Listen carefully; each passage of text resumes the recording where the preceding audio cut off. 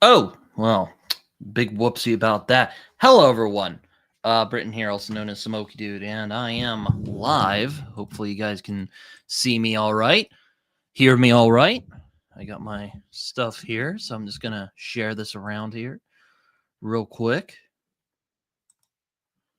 All right, gonna just get all this out of the way here. All right.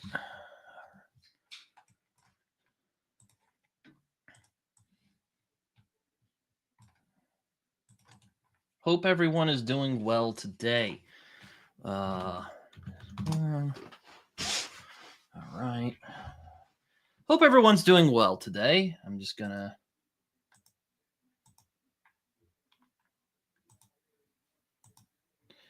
Hello, Alicia. How are you doing? And of course, Tharnal, who's the biggest fan of my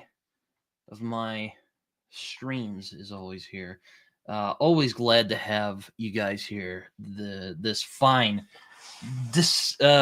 January afternoon. I hope everyone is doing well. I am just sharing this around. I'm doing pretty good. I'm just sharing this around on Discord. I just need to find Preacher. Oh, Preachers. Oh, his name. Oh, okay. Well, I didn't know he did that. Right. I'm gonna just welcome to the state of the Okie. This is where I basically talk about what I'm planning on doing in 2025, at least a little bit. I'm gonna save the real big stuff for my what I'm hoping to read in 2025. But basically, this is where I hang out. I talk about the status of the channel, what's going on, how everyone's doing. So I hope that you guys are ready to hang out for a while and ask me questions, and we get to hang out here today. So yeah, this is State of the Okie. I hope you guys can hear me okay. Gonna just do that. Yeah, that's fair. That's fair. I haven't really. I mean, I'm actually recording mine next week. I just recorded and edited. I actually just finished editing my best books of 2024 earlier today, or not earlier. Well, I finished editing it earlier today. I recorded it yesterday before the before my before the we have a party at my house for New Year's. So yeah, there you go on that. But I am here now. I am glad to be here. And I'm also glad that this fell on a Wednesday because I don't like deviating from my schedule. That just kind of irritates me. I think it's because I have autism, most likely. But we're here. That's what we're doing. That's what we're doing. Let me sharing this on Blue Sky. Now, many of you probably. Oh my god. Uh-oh. I think some things are going on. I was watching football earlier today, or I was watching football before this came on. Don't worry, Alicia. It's, you gotta, just, I don't know. I don't know what to do. It's just gotta go with the flow sometimes. I hear that. Just kind of. I hope more people show up. I know a lot of people are at Alan's channel right now doing his, watching his little thing, which that was a bit unfortunate, but it's fine. Not really a lot of people are,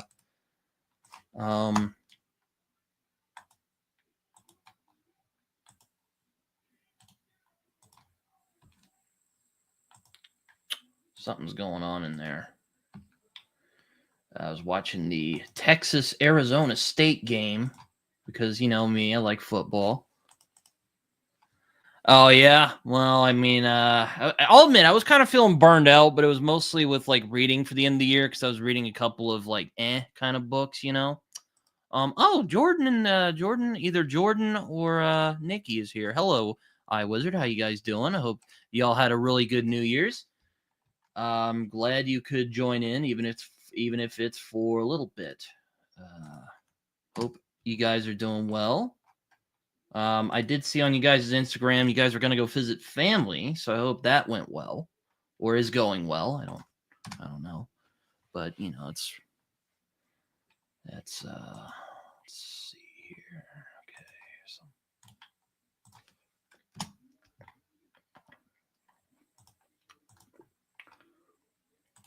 always pleasantly surprised by people who come to my live streams.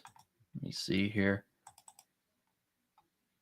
Oh, okay. Well, I mean, it's I'll admit, it wasn't easy making mine. I actually had to put a top 11 because, like, my top 10, I'm like, I don't know if there's some other books I wanted to get to, you know? And then there was the honorable mentions. And I'm like, you know what? I'll just list them out. I'm not going to describe them because I don't want the video to go for too long. So, you know how it is. But it is a bit longer than I thought it would be. But, you know, it is what it is. Can't really complain too much, you know. Which Dennis Lehane book should I start with? Well, I did a video about this very subject. But a good book I would I mean, you could it's kind of hard because he's not like inaccessible. Like you could pick up one of his books and you could probably follow it okay. But if there's one I could start with, I'd probably recommend A Drink Before the War, which is his first book. It's first part of a series. Don't worry, it's not very long. It's only like 6 books. But either that or you could do The Drop, which is a very short novella that he did, which is actually he adapted from a script he wrote for a movie of the same name called Drop, which is a fantastic movie. Or Shutter Island, which is kind of if Elroy did The Shining, for lack of a better word. But you know, good time. It's a good time. But yeah, I mean, A Drink Before the War is probably good. Either of those 3 are a good place to start, I would say. Jordan, I guess it's Jordan who's doing it. Who is commenting? Hello there, John. Hope you're doing well, and no problem. Just chilling out here. If you want to lurk, that's fine too. Don't be afraid. We don't bite usually. I'm just getting all my stuff together here. What are my YouTube goals for 2025? Well, I'm gonna stay a little vague here, but I'm gonna try and I'm gonna try some new things. I have a new series about fantasy I would like to do, where I sometimes meet with other booktubers. Sometimes I do it by myself. It's not really like the State of Science Fiction where I have conversations with people about, well, you know, science fiction. It's more of exploring the genre and some of the tropes and subgenres, because, you know, I find a lot of people throw out terms superfluously sometimes, and I was hoping that maybe I could educate some people, perhaps. But, you know, however that'll go, I don't know. But I'm hoping it'll go well. Other things, I'm hoping to get some books read. Like I have Pale Fire I would like to read. There's a bunch of other books. I actually started a book. Well, you know what? I won't say too much, but it's called Sledge versus the Labyrinth. I was told by this. I actually met the author. He's a pretty cool guy. Very interesting guy. And I've only started it. Just started it earlier today, and it's pretty good. I'm enjoying it a lot. It's a very pulpy read. But yeah, there's a couple other things. There's a thing I want to do. I want to read more comics this year, so I'm gonna try and get some more comic content out there because, you know, not a lot of booktubers are talking about American comics. I know you've covered I think it was Ghost World a while back, which I did watch a little bit of that. But yeah, those are a couple of my YouTube goals. I'll explain a little more in my top books I want to read in 2025, but that's kind of the gist. That's one of the things I would like to do. And more streaming. I would like to do more streaming. I've realized that I actually enjoy streaming a lot more than I thought I would.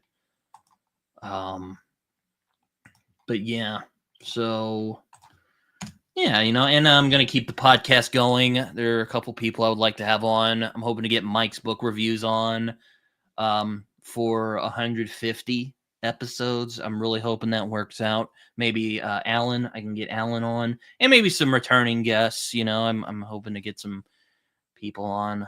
Probably some more indie authors. We'll see.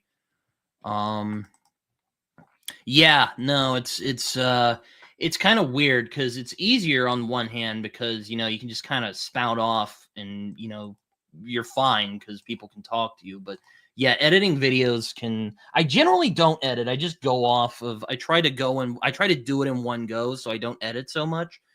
But sometimes when it comes to lists and stuff like that, I generally I edit a bit more. But I'll just admit I'm kind of lazy. I don't hate editing. I actually like editing. It's just I just try to make it as easy as possible on myself, which is kind of a flaw of mine. But I own it. I hope my dad isn't listening in on this. It's probably not though. I hope everyone's New Year's went well. I'm not really mine went very well. I stayed up last night and then I woke up earlier than I would have liked, but I'm here now. Oh yeah, another plan I'd like to do in 2025, read more indie books because a lot of people are it's kind of becoming a bigger thing on BookTube and I want to do my part. I'm not. Now, while I'm not much of a trend chaser, I do think it's good to read more indie books. So yeah, I'm also hoping to read more pre-Tolkien fantasy novels as well. As sort of I'll explain a little more in my video for what I hope to read in 2025. But yeah, I really. There's a couple of books that are pre-Tolkien that I hope to get to that are supposedly very good. Just chilled at home and watched older movies and read a book. Oh, okay. Well, it's not bad.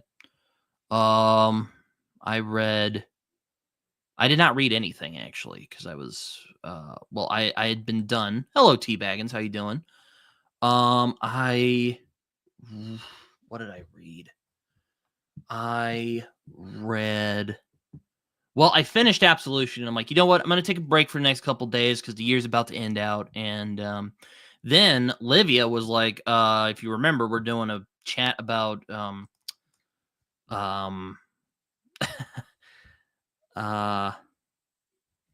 it's it was a story by Jorge Luis Borges, and I was like, fuck me, I forgot. So I read the story and I got on and we talked for about an hour and that went well. I'm glad it went well. It could have gone pretty badly. And then I'm like, okay, taking a break, not going to read anymore until 2025. And now I am hoping I did start Sledge versus the Labyrinth, which I'm having a really good time with. And I'm hoping to start Spear by Nicola Griffith, which is apparently like a retelling of Arthurian myth, kind of an LGBT kind of thing, which, Raph and Liam particularly told me that this book is really good. So, I trust their opinion. They're both very smart guys. So I'm really hoping that it works out for me because I've been intrigued by Nicola Griffith ever since I saw Raph talk to her all those months ago. Oh, interesting. What book was it, if you don't mind my asking? And very neat. Yeah, no, I agree. It's kind of becoming a bigger thing, and I don't want to avoid the indie crowd. I mean, I can be a bit of a hipster at times, but I'm not gonna be a hipster on this. I mean, if it's good, I'll read it. There were a couple I wanted to read last year. I wanted to read Phased last year for Halloween, but of course, as many things happened in 2024, bunch of shit just kept getting in the way, and it was really annoying actually. So yeah, there you go on that. Jacob is here. Happy New Year, my friend. Hope you're doing well. Hope you had a good time last night. Not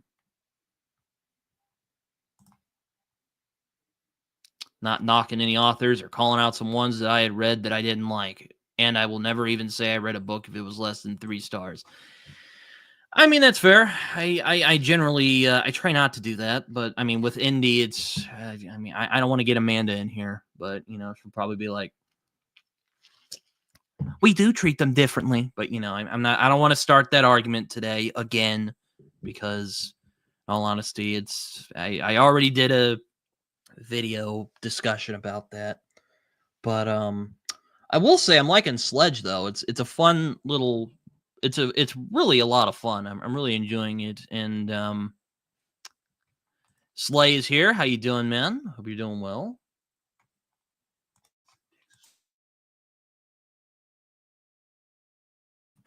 Texas won. Oh man, I know that feeling very well. Hope you're doing okay. Hope you don't have a hangover, but I do know the feeling of drinking a bit and then you wake up the next morning and you're like, ugh, and it's not quite a hangover. I hope you didn't stay up till 5 a.m. like I did one time. That is not very cash money, as Jimmy Fantasy Network would say. But let me shut this door real quick, because I'll tell you right now, staying out till 5 and getting hammered on Tennessee Williams is not a good way to spend your evening. No hangover. Thankfully that's good, Jacob. I'm glad to hear that. I can tell you right now, it's not a fun. It's not and hopefully again you didn't stay out till 5 a.m, because I did that once and it's not fun. A couple things actually happened while I was on my brief break before New Year's. Yeah, I was just a couple. My car battery died, so that really sucked. It's actually a damn story here. So I went to get some pizza the other night, and because I'm having, because I don't know, my parents wanted pizza, and I'm like, all right, I'll go get it. So I went to go get it, and I go in, I get the pizza, I'm about to head home. And then suddenly I hear 4 pops in the distance, like near this kind of, it sounded like it was coming near an apartment area that's like not too far from where I'm at. Infamously very shady area, right? So I'm like, okay, that I was kind of spooked. I was like, what the fuck was that? And then I'm like, what the hell? And then I see this car start speeding by, and it was kind of remming up, right? And I was like, okay, maybe it was just the car. I did not hear what I thought I just heard, right? So I head to my car and I'm about to open the door, and then I hear pop, pop, pop, pop, pop, pop. And I'm like, son of a bitch, that is exactly what I thought it was. There's people shooting guns out here. So yeah, I heard gunshots the other night. And then to cap off this wonderful evening, I get into my car and the damn battery died, and I was like, "You got to be shitting me!" If you thought I was spooked when I heard those gunshots, I was even more spooked when my car was dead. I thought someone had screwed with it or something. It was it was something else. I was like, "Are you kidding me right now?" So then I get my dad. My dad, who co-hosts Days of Our Sooners with me. You might recognize him if you've ever watched that show. He comes over in the truck that we have, which is this older kind of car. Josh, how you doing, man? Glad to have you here, buddy. You're hearing this little anecdote. Yeah, so he came and there's this little blue stuff all over my battery, so we wiped it off and I managed to get home. But the real capper is that some idiot crashed his motorcycle not too far from where my house was, so I had to back up, turn around, and go the alternate way home. So yeah, I had a bit of an evening where I went on a bit of a wacky adventure there. But yes, precisely what John just said. Welcome to America in 2024. iWizard, have you, or if not, will you ever read Baker's Prince of Nothing series? I have a real funny story about that. I remember when the series started getting kind of big on BookTube. I have a friend who did book reviews on Goodreads for a while before Amazon bought him out, and he got kind of disillusioned with the whole thing, and he just kind of dipped out. And well, he had made an article. He had written an article about Baker's thoughts on world building. Real nerdy shit. I won't get into it, but it was basically like an argument that Baker and a guy named M. John Harrison, who wrote books like Light, which is a really good science fiction novel, and the Veraconium books, which is a fantasy series. I haven't read it yet, but apparently it's very good. Very influential to guys like Jeff Vandermeer and China Mieville. Apparently, Baker took the time to show up in my friend's comment section. They had a little debate, and it was kind of funny because and then my friend was like, I'm probably not going to read Baker anytime soon. And I was kind of like, get really defensive. When authors get really defensive, I get kind of wary of their work, But I saw so many people talk about it. I have a lot of friends who really like it. My friend Jason, who is very picky about the fantasy that he reads, liked what is it, The Prince of Nothing or something? Or not The Prince of Nothing. It's what's that first book called? It's like The Darkness That Came Before, I think. You feel free to correct me if you want. But I saw a lot of people talk about it. I've seen Philip talk about it. I saw Raph talk about it. I've seen Joanna talk about it. Slay is a big fan, who you see in the comments there.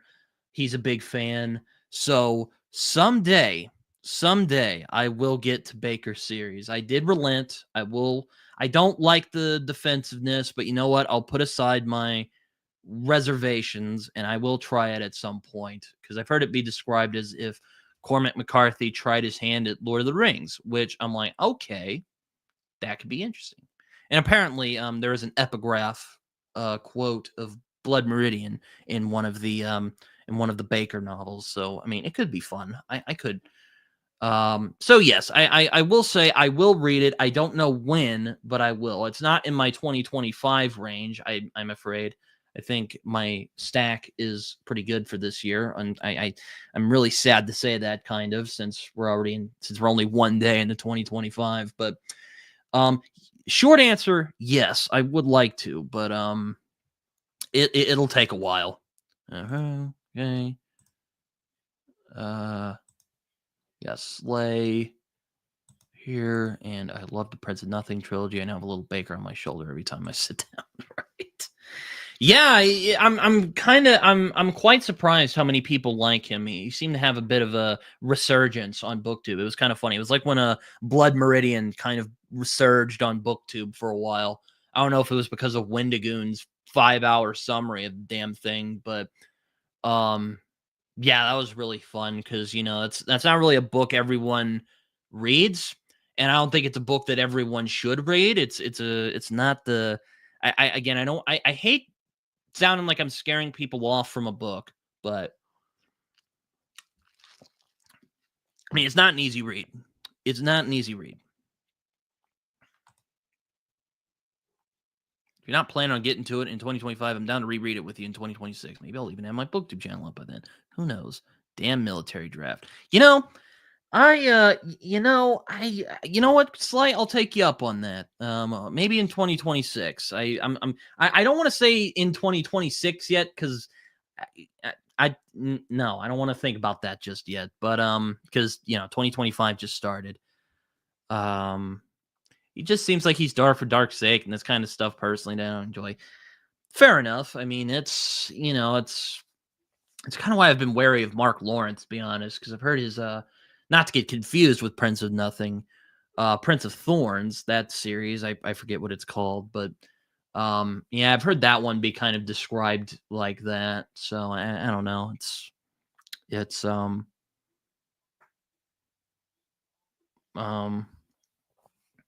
But yeah, but Slay, I'll take you up on that.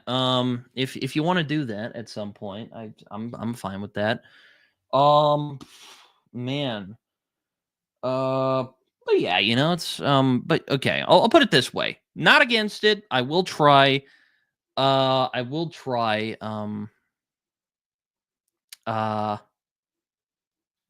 I definitely will be reading. Okay, I'm definitely thinking it's Jordan now because he's talking about Mike's book reviews.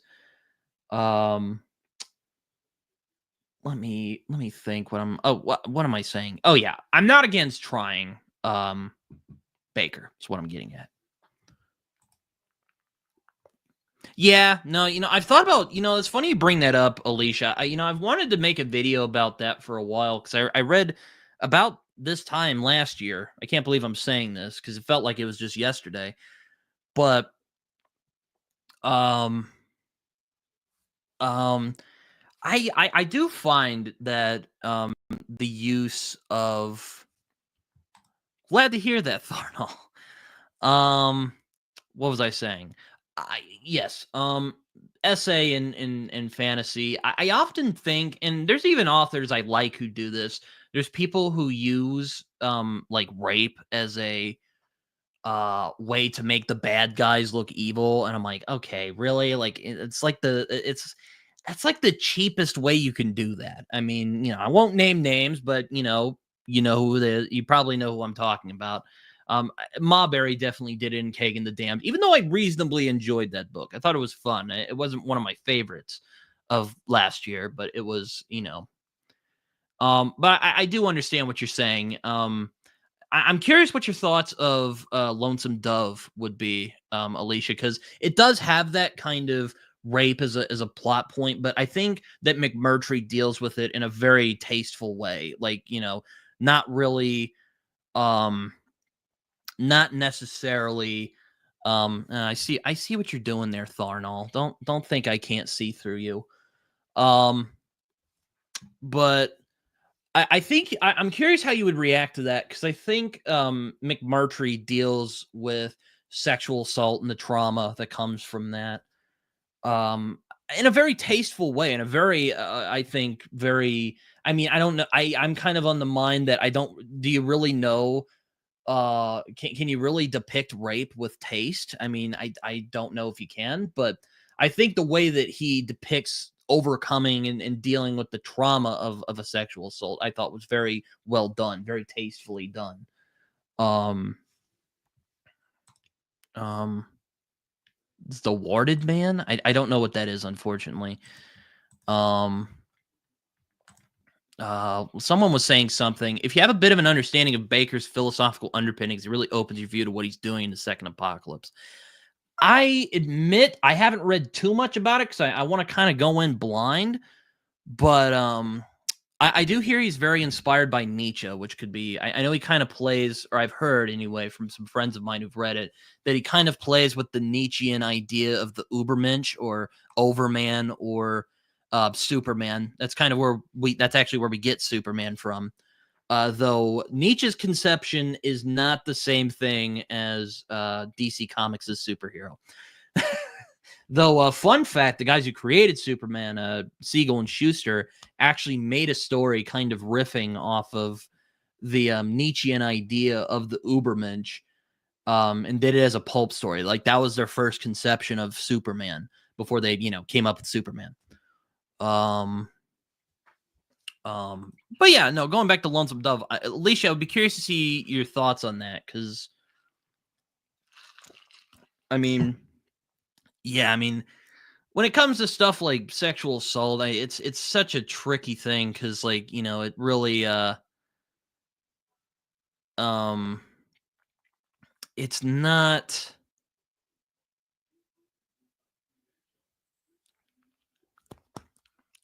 I mean, hell, I just forgot what I was talking about. But yeah, it's. I feel when you write something like that, when you write about rape or molestation or anything like that, like it's unpleasant, it's disturbing, it's fucked up, you shouldn't. Now, if you don't want to read about that, as Slay says here, that's totally fine. That's a very valid choice, um but like, if you're like if you complain about how rape is, you know what? I won't go there actually. I'm not going to I won't comment on that. But it's just kind of, I'll put it this way, if you're going to write about such a thing as sexual assault, I think it's a good idea to make it as unpleasant as possible. So I'll just stop there, cuz if I say anything else, it might be misconstrued. It might, not really get the point I would like to get across. Um as for Baker, I mean, yeah, I do think there's a problem in fantasy where a lot of people use sexual assault very cheaply. This kind of goes back to the pulps as well.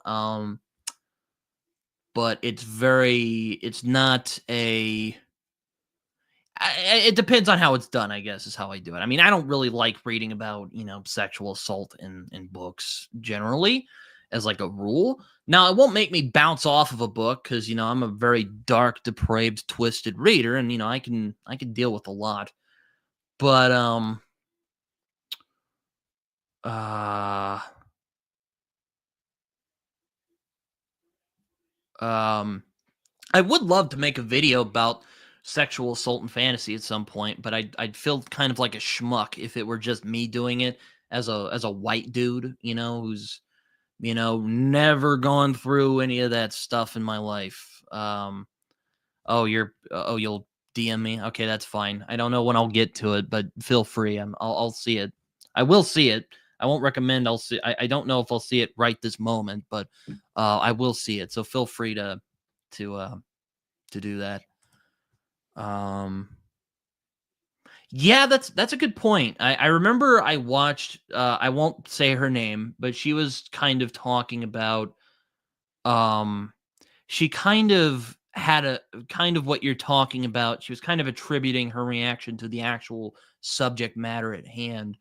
And I remember she mentioned it in her most disappointing books of the year. And it was about Lonesome Dove. Again, I won't name who it is for, privacy reasons. So you probably know who I'm talking about if you've watched the video.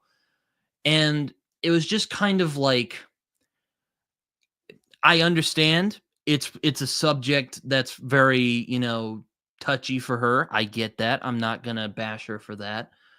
But, you know, it kind of rubbed me the wrong way cuz it just kind of felt like she was talking about something that was kind of personal for her and kind of made it sound like I should note she did make it clear that this is her subjective opinion, so I'm not saying her opinion is wrong, but I did kind of have some trouble with how she expressed it, I guess, if that makes sense.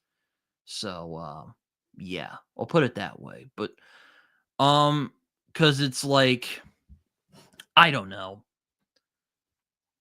like there's some people, I was just talking about it, there's some people who think like rape should be treated like, tastefully or something like that, and I just think, again, you know rape is really horrifying. It is probably one of the worst things that human beings can do to each other. If it's not unpleasant, well, I'm sorry, my friend, you're doing something wrong, um that's kind of how I view it. I mean, if you're going to depict, I'll put it this way. I have a very like blunt view of how stuff like violence and sex and sexual violence should be depicted, and that's like, it should be unpleasant. It should be disgusting and horrible because, and I'm not, and this is not me being an edgelord. I'm just saying that on just principle here. It should be unpleasant when you write about those things. I mean, sure, there are certain violent scenes that can be pretty, fuck yeah. I mean, that's fine. I get that. I mean, I'm reading fucking Sledge versus the Labyrinth right now, which is chock full of that. That's totally fine. I'm not saying like, I don't want to, I don't like moralizing. I'll put it this way. I don't like moralizing. I don't like when people moralize about violence. I don't like when people moralize about sexual violence. I don't like when people moralize about other, things of that nature, which might alienate me from some people, but like I said, in a few videos about a month ago, I know I'm probably just going to be a cult channel, and I'm totally fine with that. Um, I mean, there has to be some readers that pick up books like that to get off on some of those things. Hey, I'm not saying like, jeez. Yeah, I agree with you, John. There's always going to be those weird people out there who just get off on that stuff and like reading that stuff. Sometimes, I mean, I don't like reading about sexual violence. I don't. If you get off on that, I'm really hoping my parents don't walk in here. But I will say, for the sake of my own personal ethics, I don't know what to tell you there. It's definitely something wrong with you. Kid therapy. But if you can understand that they're depicting it violently or disgustingly because it is a very violent and disgusting thing to do, that's a whole other thing entirely. But yeah, I'll just put it like that. I don't like moralizing. I don't like people telling me what to think. I'll put it that way. And personal taste is totally fine. Like I said, I personally do not like, reading about rape and sexual assault. I just don't. It's a very, like I said, it's unpleasant. It's disgusting. But if I'm going to endure it and not just put it down, it has to be done for a purpose. So, yes, I don't like gratuitousness either. I'll put it that way. So, I mean, but yeah, no, I think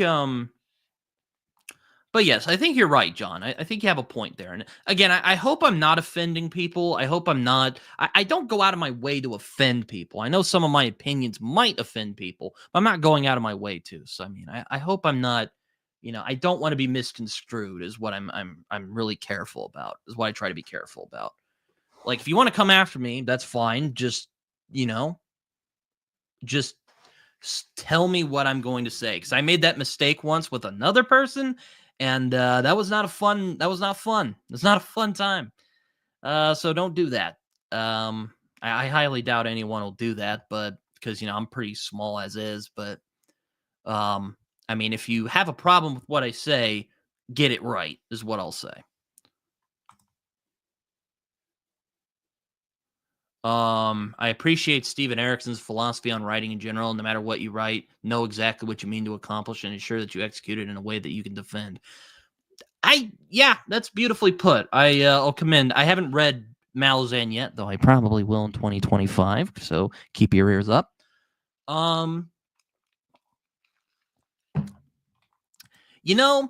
That's funny you mentioned that, because I thought it was really funny.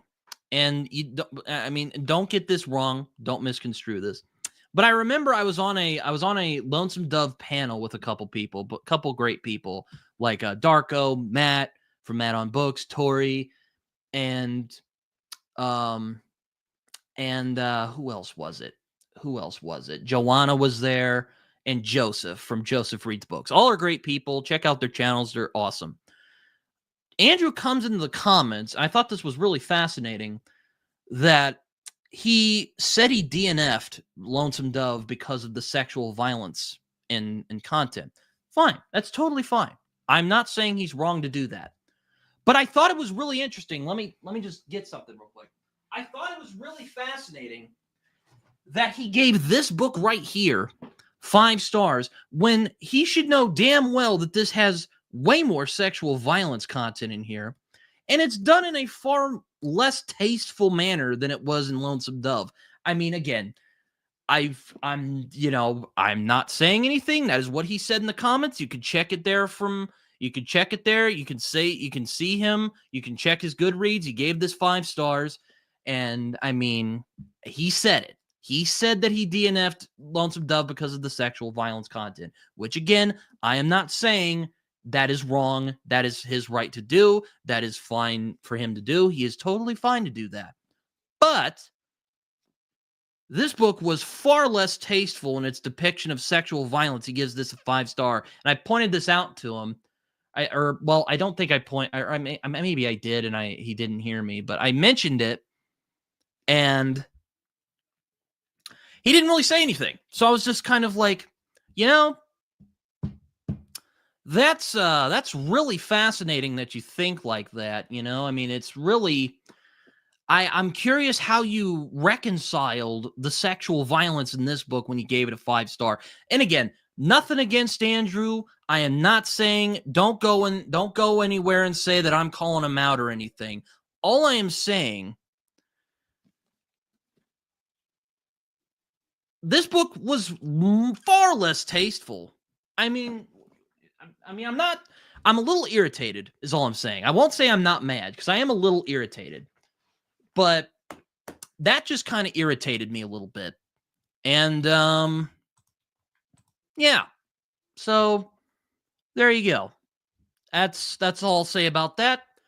Please don't misconstrue me. I don't want anyone telling Andrew and it just gets blown up into a whole thing. I'm just expressing something that slightly irritated me. So, I mean, I'm sure you guys won't do that, but I'm just really letting off on the hot takes today. But that just really irritated me. Malazan, yes, I've heard it gets really dark. So yeah, things like that are almost never talked about. Does that make the issue worse? Absolutely. If we want to change the world for the better, we have to get past our comfort levels and address. Yeah, I agree. I agree, Slay. You put it quite nicely. It's not necessarily that. Well, I think part of it is that we're uncomfortable, and it's fair. That's totally fair. It's a very uncomfortable subject to talk about, which is sexual assault, violence, and all that. I mean, like I said before, it is a horrible thing. One of the worst things that some person could do in their life is either rape, molestation, killing a sibling in particular, and probably just murder in general. It's probably some of the worst things you can do in life. Um, that's fair, Alicia. I'm not saying you're wrong here. Maybe he meant he wasn't enjoying it because of other reasons and used scenes like that as an excuse to DNF it, just into speculation. Possibly. That is possible. I'm just saying that really irritated me because, and again, I am not saying he was wrong to DNF it and just put it through. If he wasn't enjoying it, if he wants to put it down because the content he thought was not good, fine. I won't begrudge him for that. But like, I just felt a little irritated by that double standard a bit. And I'm like, it's just um yeah, I agree with you, T-Baggins. It's very and look, I'm not saying I'm not trying to be an edgelord here. I'm just saying if you're going to write something, you have the obligation to write it as unpleasantly as possible. And look, I'm not saying that like Jonathan Marbury in this book was saying that rape is good or anything. It's just I felt that how he used rape was I felt was rather sloppy in my opinion. I think he just used it to cheaply show how bad the bad guys are. And I don't think that's okay. It's definitely a limit I have. It's not like other people's. Um, but I do have them. I mean, I'll read something like James Elroy's Black Dahlia or LA Confidential for fun. So I'm not wagging my finger at people who like that stuff because I also like that stuff. But what I am saying is if you're going to depict violence, if you're going to depict something like that, you have an obligation to do it as repugnantly as possible. So there you go. Very well said, Slay. And very well said to very well said, John, as well. It's like it's the same thing with trigger warnings. And look, you know, you know what? I guess I'll go there because we're already kind of on the subject. Um, I don't hate trigger warnings. Like if I'm fine with them. If you want to put a content warning like at the beginning of your book, it's like that's fine. I'm not saying that you shouldn't do it.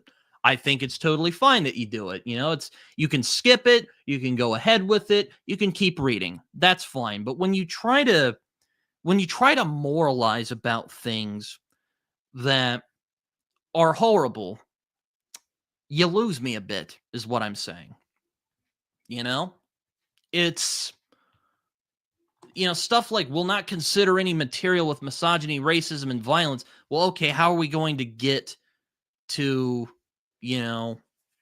also, yes, that is a collection of Neil Gaiman's. I haven't read it, but yeah.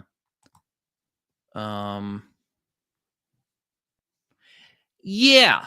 Yeah. It's like, take James Elroy. He writes very horrible. He writes about very horrible things: racism, misogyny, homophobia, all of that stuff. He's smart enough to let the audience realize, oh, this stuff is really bad. But he gives a lot of really interesting insights because he doesn't stoop to judging any of the people who do these horrible things.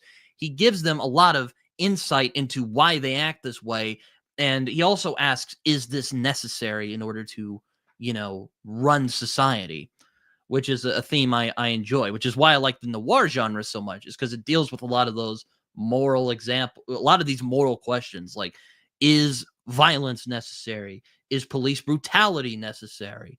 Is, and,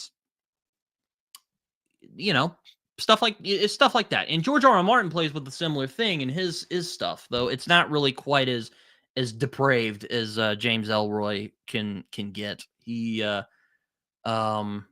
with Martin, there's a bit more what can I say? Not moralizing, but there's a bit more. You can tell how he thinks of the subject, and that's totally fine. I'm not saying, you know, um, that's fine. You can write about that if you want, and that's totally fine. Martin is still a very good writer, and generally he is smart enough to understand that when you are, not to judge these characters while also making it clear that this is a really terrible thing. Like he explores a medieval. I was actually talking about this on Amanda's channel the other night. What makes Game of Thrones interesting is that he shows this medieval society and shows what their morals were like, while getting us to empathize with that, because he gives us these characters who are understandable, despite the fact that these morals that they have are pretty fucked up, to be honest with you. Indeed, this is I wasn't intending to start this chat today, but it just kind of came out there. So here we are. Oh God, I'm gonna get blasted over this video most likely. And thank you, Slay. I appreciate you. I'm always nervous that I'm not making my points very clear, but I think Elroy's a very good choice in terms of reading about people doing horrible things, but instead of him going like, "Oh, this is bad," he says, "This is why they do those things," and then he makes you question: are these all objectively terrible people who beat, hurt, defile people with impunity? Is that necessary in order to keep our society safe? Now, you can believe whatever the hell you want about that, but the fact that he asks that question, I think, is really fascinating. It's what I think makes him a really compelling writer. Oh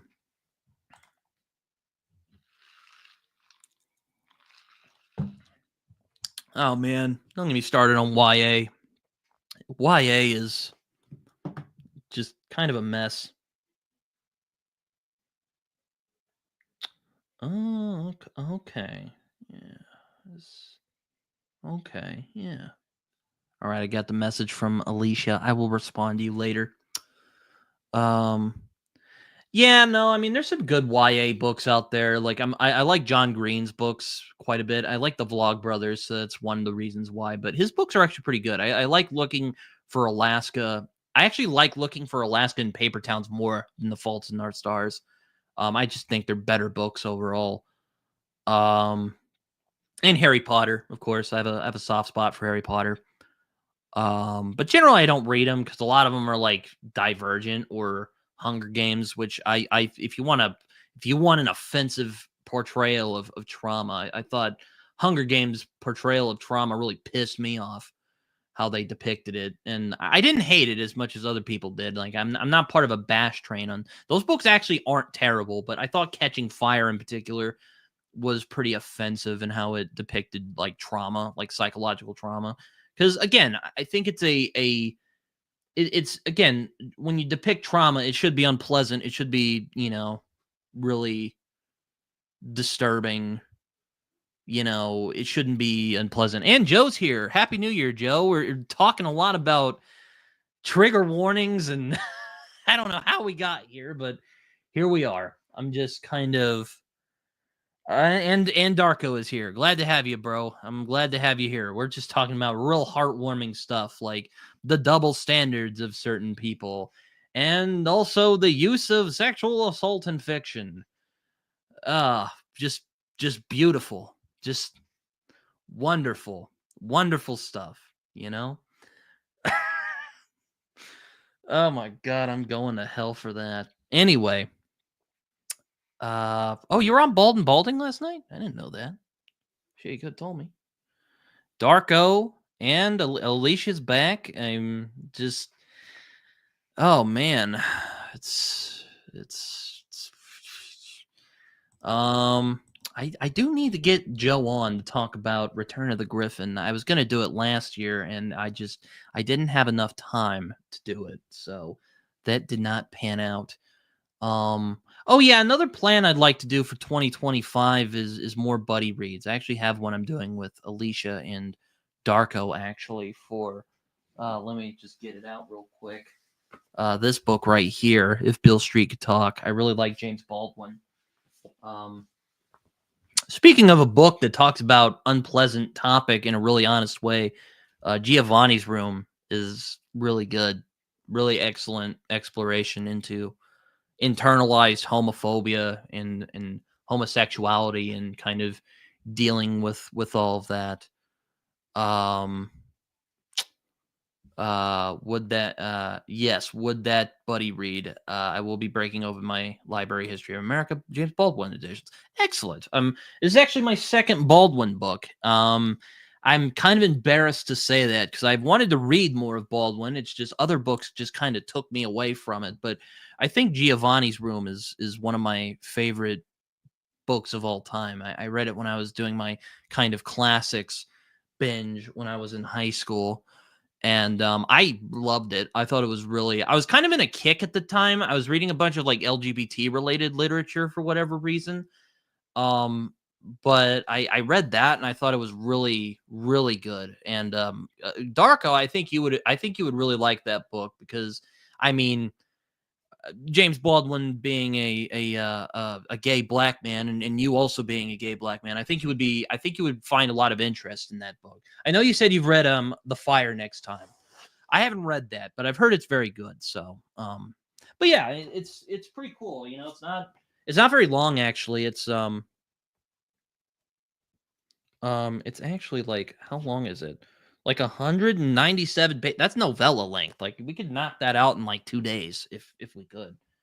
I heard that Barry Jenkins made it into a movie, who I think is a great choice to make a Baldwin film. Because Moonlight is basically James Baldwin that was not written by James Baldwin. It's a phenomenal movie.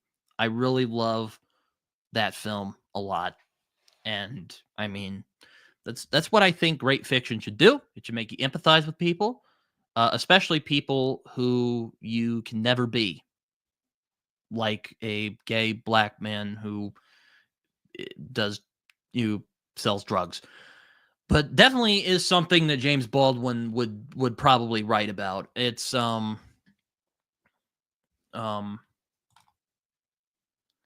yeah, that's a really, I really like that the character David is like, he's not like the perfect, like, oh no, woe is me kind of thing. It's like, it's kind of a dickhead, and I really love his very sensual language, if that makes sense. I really like that a lot. Oh, I did not know you were gay, John. Hello, Mac. I see you there. How you doing? Now we're talking about James Baldwin. Indeed, James Baldwin is a legend, and I can say that having only read one of his books. Giovanni's Room is phenomenal. I highly recommend that book. It's not very long, at about 100. I don't remember. It's like a little over 200 pages. It's very good though, and I mean, I said it in my review of Giovanni's Room, but a lot of balls it took for James Baldwin to write about that, because he's a black dude, and not only was he a black dude, he was a gay black dude. So you're like, whoa, that was, and this was written that was written like the 50s, so that was before, like, they definitely did not have the thought process on homosexuality that we do now, where we're starting to be mostly okay with it. Um, yeah. So it's a fantastic book. But I haven't read The Fire Next Time. I've just well, it's good seeing you, T Baggins. I hope you have a good rest of your day slash evening, wherever you all are at. Who's texting me? I need to freaking get this together, man. Someone's texting my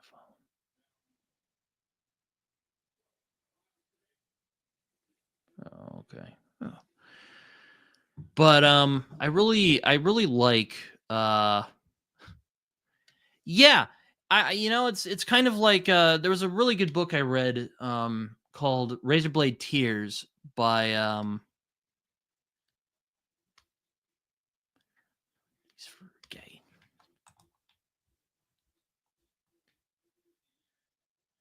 Ha! That's an interestingly worded way of looking at that. Yeah, exactly. I can't imagine it either. I mean, oh yeah, I was gonna say there's a really good book about that called Razorblade Tears by S.A. Cosby, which is still probably my favorite one of his. Um, really liked that book a lot. It really deals with that kind of, the main character Ike often complains about, the fact that he's pulled over just because he's black. But it also deals with the fact that he also was very prejudiced against his son, who was a gay man. And it really goes into that in a really interesting way. I really liked how he did that. And he didn't I liked that he didn't take it easy on his characters. There's some people who do that. Like there's a book I read called Devil Takes You Home. It was actually my first review I did on this channel. Um which I thought was a really awful book, which kind of tried doing the same thing, but the fact that he wasn't willing to make his characters look like assholes really fucked him over, because the guy's bitching and complaining about the American system that we have while he's murdering people for profit. Like, sorry, man, you have no place to judge on that when you start murdering people just because, Now, I understand. Oh, shit. Well, fuck. Shit. Well, I'll get those later. Fuck.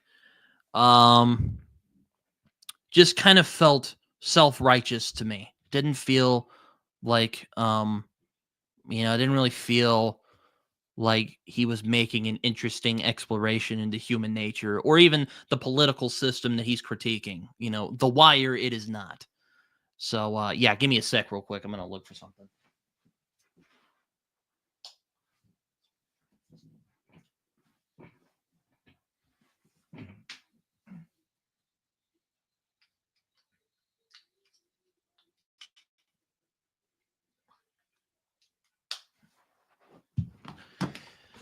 All right, I'm back. Sorry about that. But yeah, it's kind of interesting because going back to S.A. Cosby though, I really like that that he's willing to make his characters look like assholes. He's willing to show like, yeah, you're being kind of a hypocrite here, because you're complaining about you know people being racist against you and getting racially profiled. Which, look, I'm not saying that's wrong or anything, but then you turn your back on your son because he's gay.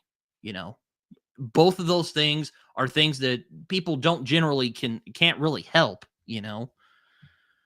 And he kind of has to deal with that, and it's really interesting how he kind of explores that. So yeah, Darko, I don't know how many crime novels you read, but I think you would like Razorblade Tears as well. I think it would be interesting because you mentioned that. Oh jeez. Yeah. I think we're in a better time. I think it's slowly getting better. Not really. Uh wow, that is really sad, to be honest with you. Well, I'm already being honest, but that is sad. I don't mean to laugh, but this my god, that is crazy. Oh man. Uh it's it's people find you know what? I'm not going to that argument today. But I'm the same way, Alicia. I just read a bunch of everything. I don't the sky is the limit, as they say. Um, yeah, it's just yeah, and I don't recommend the Devil Takes You Home. I think it's a really bad book. Uh, I know S.A. Cosby liked it. It tricked me into reading it. A couple authors I liked it. It tricked me into reading it, and it was just awful. It was just straight up bad. So don't read that book, or maybe do. Maybe you'll like it, but I don't like it. So there you go. Um, but yes, but yeah, I mean, it's just like if you're gonna portray something, be honest about it. Don't fucking don't try to be like, oh, but understand them. It's like no, no, no, no. If you want to make your characters look like a dick. Um, I did read that before I started YouTube back in 2022. It is a very good book. The ending is a bit convoluted because it's just I actually think that's one thing the movie actually did better was the ending because there's like two twists and you're just like what the fuck. But I like the book overall. I think the book is very good, especially like the first like chapter and like going on. Very excellent stuff. I did read one of his more recent books called Down the River Unto the Sea, which I thought was just I couldn't make heads or tails of it, but it was not good, I thought. But he's a good writer though. You could probably, you know, Chance Chance Dillon is doing a live stream the same time as myself. It's wonderful. I thought he said he was gonna do it at 8 in the evening. I guess I was mistaken. I just not on it today. But, Chance is putting out a book. Oh, yeah, I thought I saw you commenting. I hope it's not, I hope it's not driving you crazy hearing both of us talk at the same time. Because geez, I wanted to catch that too, damn it. But anyway, um, but yeah, um It's, uh, it's good. I multitask all the time. Um, all right, take care, John. Hopefully you come back. Um, yeah, I do agree. That's one thing that's nice about Walter Mosley's. The one I read that I liked, which is Devil in a Blue Dress, is that it's very digestible. You could probably read it in a couple days. So yeah, there's that. Um, Uh, yeah. What?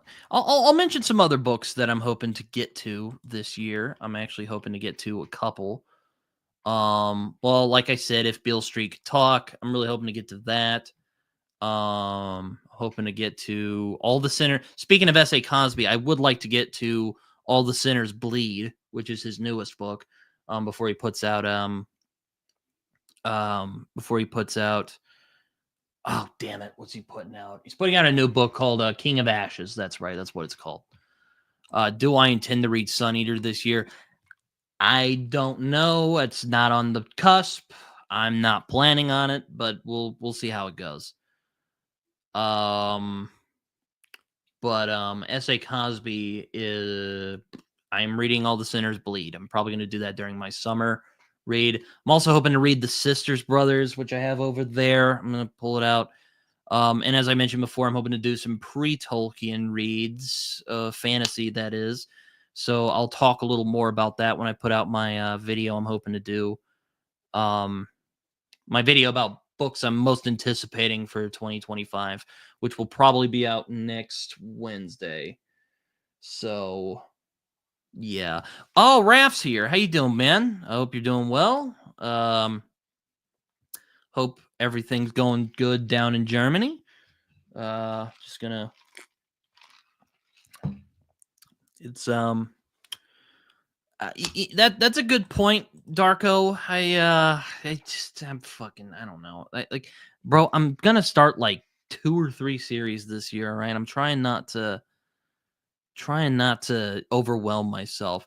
And I imagined it's like, good lord, what time is it where you're at? Isn't it like fucking midnight over there? But thanks for popping in and saying hi, Raph. I appreciate it. Yeah, it's kind of yeah, I'm hoping to start a couple.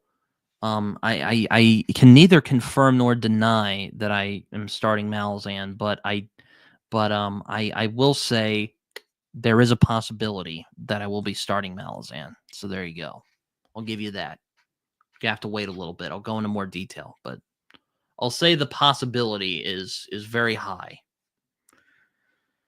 I did get Gardens of the Moon for Christmas, so yeah, I'm hoping that hoping it'll go well.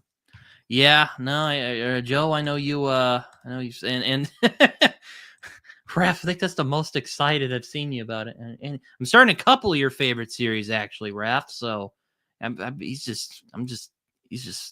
probably gonna just bounce off the walls at this point.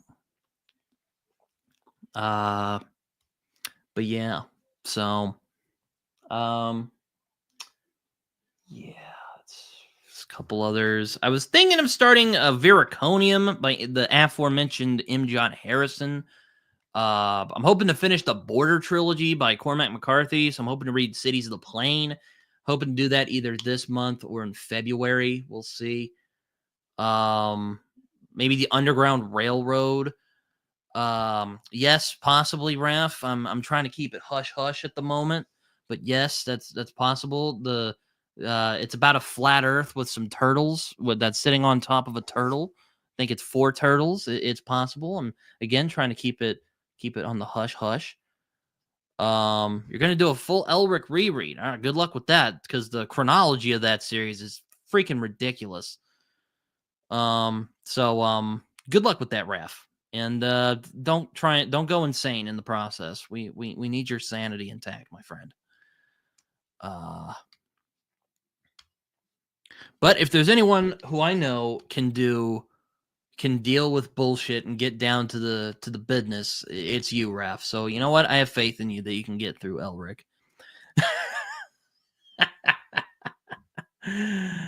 Oh man. No, but yeah, it's gonna be a year. It's gonna be a year. I'm actually, he says, too late for his sanity. I'm just done. Yeah, yeah. Tell me how much it inspired Drist. Yeah, well. Yiddish Policemen's Union, which I'm sure Raph will be very happy to hear about. I'm hoping to read that probably this month after I finish Spear, which I was actually talking about earlier, Raph, and Sledge versus the Labyrinth, but we'll see about that. But yeah, we'll see how it goes.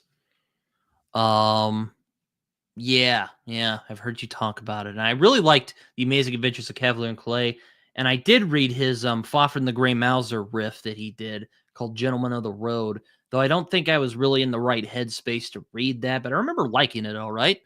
The Gary Gianni artwork was really good. He's always a treat. Um, um,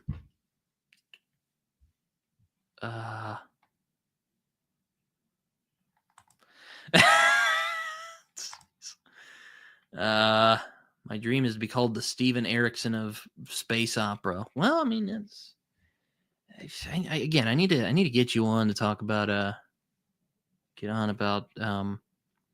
fuck me, Return of the Griffin. Yeah, because it's pretty good. It's a pretty good book, and there's things to talk about. And also Invincible. I know I was going to do that last year, but the next season's coming out in February, so I kind of want to do that before the new season comes out. So I need to get in contact with you and my buddy Tig. I need to get my friend Tig to read the Wistful Ascending books the Hybrid Helix books, because my God, he'll probably enjoy it because he's a big fan of Invincible. I know you're also a big fan of Invincible. I also just want to talk about Invincible. I just want to talk about it. It's fucking killing me.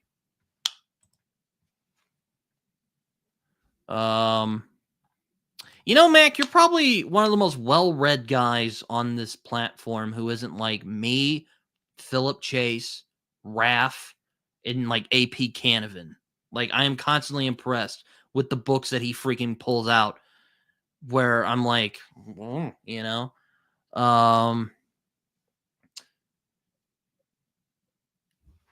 it's just, I'll just be like, here's this really freaking obscure book that I just pulled out of nowhere. It's pretty damn good. I would like to do a nonfiction book. I'd like to read Difficult Men, which is about a lot of my favorite TV shows like Breaking Bad, The Sopranos, The Wire, The Shield. Apparently Mad Men's on there. I've tried Mad Men. I can't really get into Mad Men. I've never been able to, because I've had friends joke with me. It's not shooty, and it's not even that. It's just,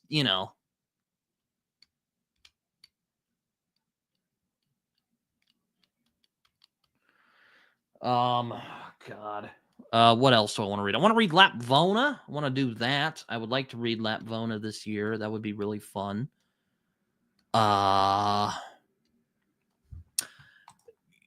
Either you will love The Wire because it takes place near where you live. You're either gonna love it because it takes place near where you live, Darko, or you're absolutely gonna hate it and just bail and just rail on Baltimore the whole time. I'm gonna lean on you loving it because I think you would really appreciate the depth that he gives to what's wrong with America. I think you would like that. And hey, anytime's a good time to rewatch The Sopranos. So there you go. Who's your favorite author? Well, it kind of goes up to three people, but for right now, I will say Alan Moore is probably my favorite author.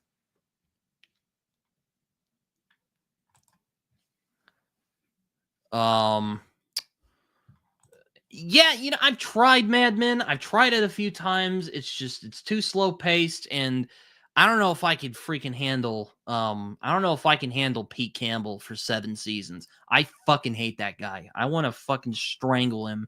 I played L.A. Noire, and his actor is in that game. I wanted to throw him out of the window. I absolutely despise Pete Campbell with every ounce of my being. He is just the worst. I hate him. I hate him so much. He's such a terrible person. Just, and maybe it's just because with The Sopranos or Breaking Bad, I can kind of divorce the horrible things that they do. But, are you asking why about Pete Campbell? Because he's a slimy little worm. He's that fucking guy at work, at your workplace, who will just fucking suck up to your boss and just, I hate him. He's that guy who just sucks up to you and will fuck you over. If I've known people like that, who will just fuck you over, I'm just, I hate him. I hate him so much. And just the way he treats people is horrible. It's terrible, Yes, exactly. He's freaking toady. I hate him. I want to strangle him to death. I would love to throw him out of that window or you know what? I will compromise and I will take Don Draper giving him an ass chewing. I would love that. I would love to see that. But where I got to, he never really got around to it because I don't know. His dad is important. Fucking hate him. I hate him so much. But yes, going back to what you said earlier, Oh, the Wizard. Yes, I'm speaking of Alan Moore. I want to read The Great Win, which is his new fantasy novel. in 2025. So yeah, I have a pretty stacked list. I have a good couple of books that I'd like to get to. Maybe Slay could give a lot more insight into Pete Campbell than I could, because again, I didn't really get very far in the Mad Men. But yeah, I hate him. He's just, and not because he's badly written. He's just an awful person that I just want to fucking punch every time he's on the screen. Just ugh, ugh. It's again, but going back to my point, I think with Mad Men, like a lot of the people who are like bad in that show are like, it's relatable kind of. It's like relatable kind of. It's like Jake Spoon from Lonesome Dove. I've known people like that, so I hate him more, you know. But Lonesome Dove is a very good book, though. So I'm not trying to compare the two here, but my other two, if you're curious, Monty, my other two are Ray Bradbury and Cormac McCarthy, and those three kind of wrestle with each other for my favorite. But for right now, I'll say Alan Moore is probably my favorite author of all time. I just like his impact on me as a writer and as just a person who admires arts and comics, not just comics, but like literature in general. I think his impact has been the largest on me in terms of, aside from maybe Cormac McCarthy. And Ray Bradbury came a little later, in terms of impacting my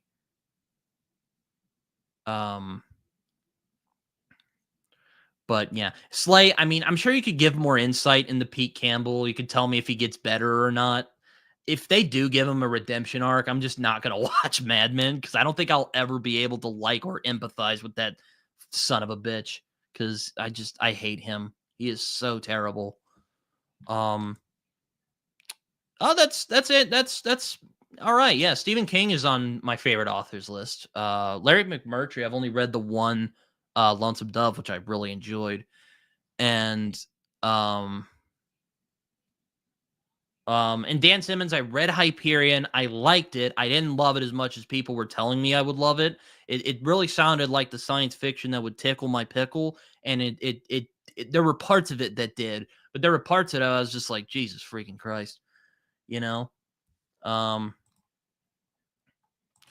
I don't want to like him though, Slay. I don't want to like him. I want him to get strangled. You know what? I'll compromise. I'll just have him get an ass chewing. Well, can he get an ass chewing at least once? If he gets an ass chewing at least once in Mad Men, I might watch the whole thing just to see that. I am that petty, I promise. You know? I know what you mean, Darko. I have also been cheated on. It is not fun. It is not fun at all. And here's a little funny story for you guys. So that girlfriend actually contacted me. We would talk, and I'll admit I was in a really dark place at the time. We did things, and you know, she kind of tried to weasel her way out of, because she cheated on me with a friend of mine. And she tried to downplay it long after it was over, you know, and and she basically was like, "Oh, he initiated it. Oh man, you know, I would never have cheated on you," even though she had confirmed it when I talked to her about it before. I was so just flabbergasted, you know.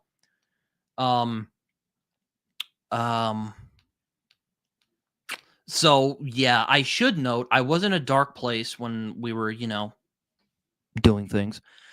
So I don't recommend doing that. Don't do that.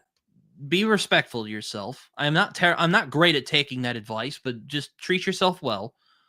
You know, it's kind of funny because I remember when my friend told me that, like when I get angry, like you would expect me to get like frustrated or angry or yell at him or punch him or something.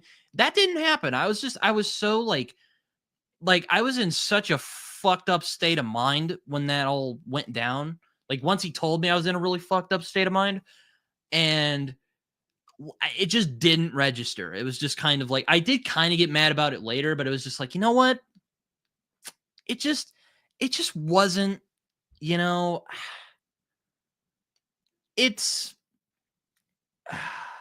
I've had some people, I've had a friend of mine go, well, why didn't you get pissed off at him? I'm like, I was in such a fucking weird state of mind. I was in such a low point in my life. It didn't really register. It didn't really register. I'm not going to get back with that person. And I think she's actually married to somebody now, which, you know, I'm, I'm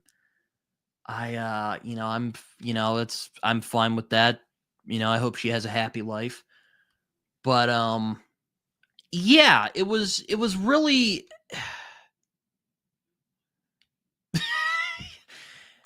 yeah, and that guy, like, let me tell you, that guy was a fucking moron, so I couldn't really, like, be mad at him because he had done a bunch of stupid shit revolving me and other people that we've known.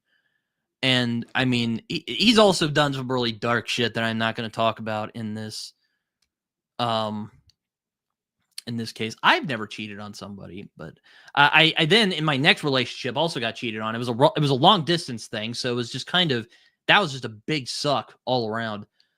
Um, and it was actually pretty nice. We were together for a while, and it was really nice, and we would talk to each other frequently, and we were together. And I was really in love with her, and then she had a bunch of freaking problems, and then she made out with some guy during a party, and she told me about it, and that really mentally destroyed me for a while. So yeah, uh, then that same year, I got into another relationship with this other girl, which it actually went well. I actually get along with this girl still. Um, she has a kid now. I think she's actually married, but I actually have a lot of fondness thinking back to that relationship. I'm quite fond of her. She's a cool person, but I had a real close friend of mine just about like couple weeks um after we started dating. A really close friend of mine passed away, and it was really fucked up for a while there. I didn't really I was not in a place where being in a relationship was a real good idea. I tried to make it work, but to be honest, my guess is she broke up with me because she really couldn't cope with probably couldn't cope with this whirlstorm that I was in, which is totally fine. I get that. She didn't outright say it, but that was just kind of what I took away from it. Um so yeah, that was just a really terrible time in my life. I haven't really been in a relationship since, not cuz I'm like troubled and like, oh no, I don't trust anyone. Nothing like that. It's just kind of um just hasn't happened. I've focused on other things like booktube and my school and writing. There is a girl I am talking to, but I don't mean to get this personal on this chat here, but I'm just kind of we're talking about cheating here, so I'm just kind of unloading here. Um, but yeah, no. So if a close friend of yours dies all of a sudden, probably a good idea to either break up with this person or or try to make it work and try to be honest with them. Yeah. So there you go about that. Yeah, Raph is very infamous for his dislike of Dan Simmons. I don't get him started because he'll just start. I'll just say this right now, Tharnal, or not Tharnal, Darko, and Tharnal as well. If Florence Pugh ever came to my house and was like, I want to fuck like right now, I will say yes with no hesitation. like, like it will be just it'll happen. If she goes, hey Britain, I don't know how she would know who I am, but if she ever was like, Britain, we're gonna fuck right now, we're doing it. I'm not I'm not saying no. That's all I'm saying. Like, I'm not saying no, because Florence Pugh, man, fucking goddamn, that woman is fucking nice. And that voice too. Oh my god. Anyway. Well, yeah, that's fair too. Sometimes that happens. A lot of my relationships, how they started is like the girl would like do the first move on me. It'd be like, "Hey, I like you, idiot," and I'll be like, "What? Woman like me?" Because I'm not the guy who's used to like, you know, ladies actually finding me attractive. For whatever reason.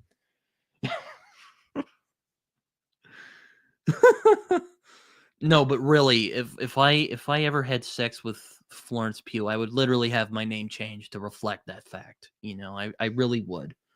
And I'm that one might say that's a bit objectifying, but what can I say? It's Florence fucking Pugh, all right? Like, come on. It's gonna be apocalyptic, is all I'll say. Oh, anyway, um,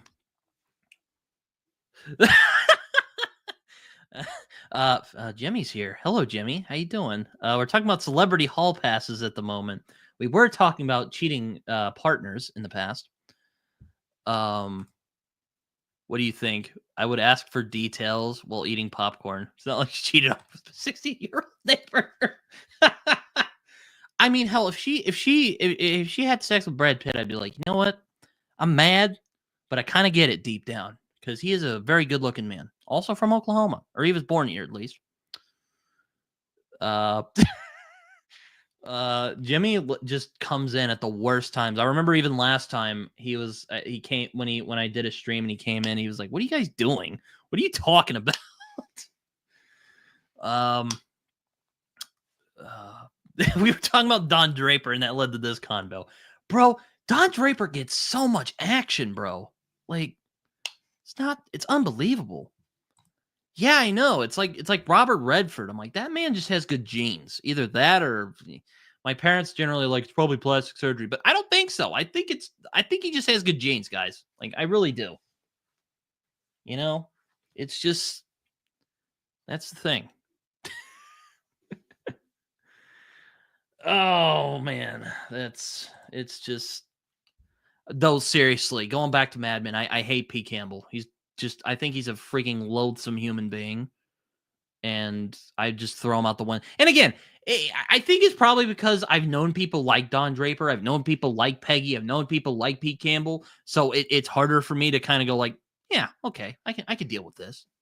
But then it turned into like, I know Samwise on my video where I was talking about Florence Pugh was like, I'm more of a Sydney Sweeney man myself, and I'm like, you know what, that's fine, because she's also really very attractive woman. I don't blame you there. It's a good time. Yeah, the other day I was on StoryTube's video where they do their like end of the year tubies. That was also you, Slay. I think Samwise agreed with you though. But yes, but yeah, no, it's I'm like, I don't blame you though, Slay. She is a very beautiful woman. I'm just, I agree with you though, Slay. I mean, if you're gonna like hoe around, like I mean, I've tried doing more casual things. It's not my thing. I just don't do it. Just people are so flaky nowadays. It's fucking, it's hard, man. It's hard getting in the game.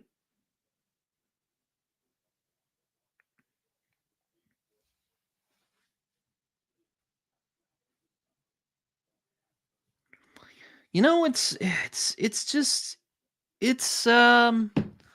honesty is key.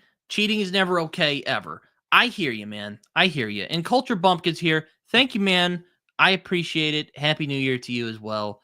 I haven't actually watched your channel in a while. I apologize about that. But check out the Culture Bumpkins channel if you're a fan of stuff like Shakespeare and old poetry. And he's even read some Mark Twain. I love Mark Twain. But if you are also a fan of Mark Twain, like myself, or Shakespeare, or any of those other things I just mentioned, check out the Culture Bumpkin. He's a pretty cool guy. And he also has a really cool channel. David Borins. Isn't he that the guy who kind of looks like Nathan Fillion? He was on wasn't he Angel? I think that was Angel. Yeah, I agree. It's not okay. My anecdote earlier about my ex-girlfriend, like I was kind of offended. The thing is, I was really offended more at the fact that she was thinking I'm an idiot more than her actually cheating on me. Like, is that sad? Like, I think that's kind of sad. Like, I was more pissed off that she thought I would be stupid enough to fall for that than her actually, doing things with my friend. Like I'm weird like that. I don't know. It's just and no problem, man. I'm just, we're just laying it all out. We're just laying it all out today. Talking about celebrity crushes and people cheating on us and some of the scars from my life. I mean, I can laugh about it now because I'm not, it doesn't really, not that it doesn't affect me. I still, I go to therapy and stuff, but it's, I'm at a distance now where I can talk about it and laugh about it.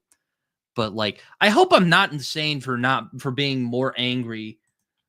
And Pete Campbell. Yeah, Pete Campbell's existence just angers me. That's just the case. Good job by the actor, though. I'll give him that. It's he's a good dude. He's good at acting. If he made me just hate the existence of this person,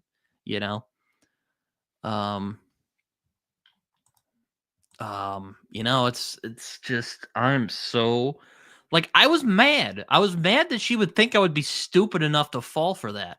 And I'm like, look, I'm just gonna be blunt here. We were just banging. Like, all right. Like it wasn't like a serious thing, at that time.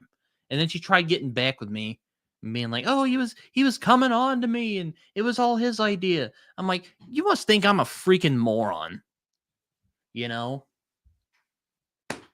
I'm still mad about it, if you couldn't tell. I'm still a little mad about that.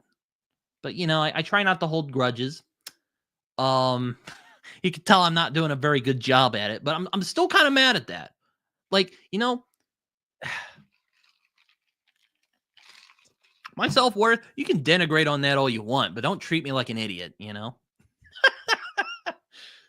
Jimmy joined at the perfect time. Yeah, no, it's like,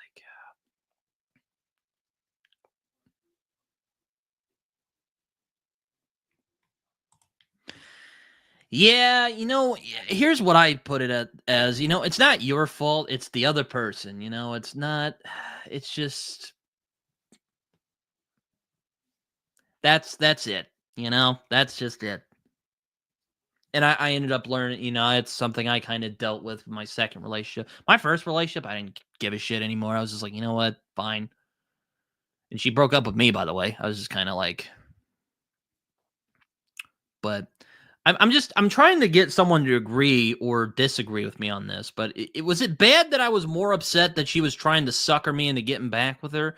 Or do you think it was then it was actually cheating on me? Like, cause sometimes I feel kind of like crazy, but I don't know, but yes, going back to Pete Campbell, that man just, his existence just, to quote It's Always Sunny, his smug aura mocks me. Every time I watch him, I'm just like, throw him out of a window, please. Please. I just want him to feel pain. I want him to feel the pain that I feel when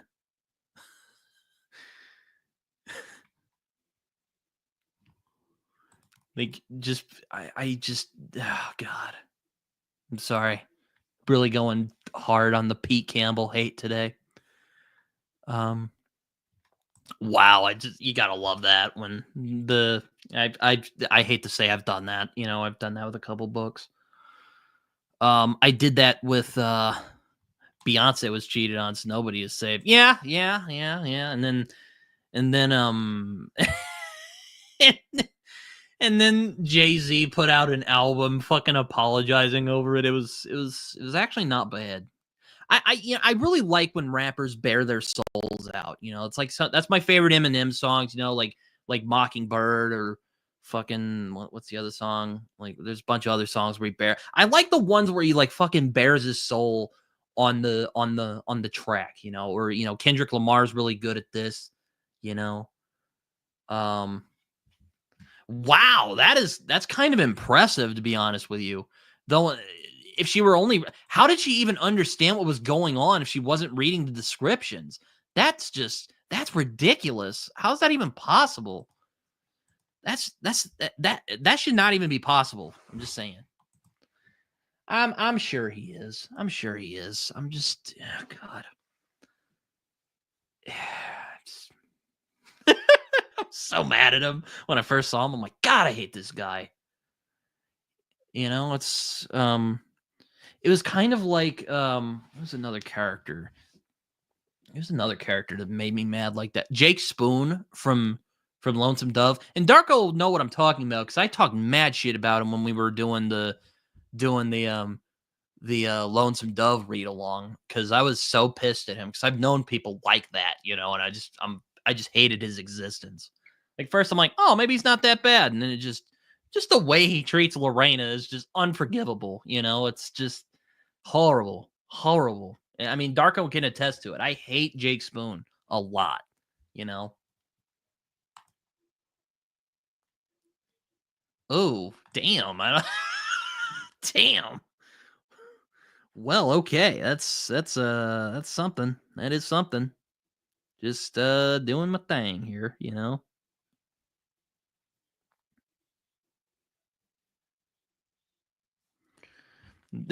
I hated Jake Spoon until the end.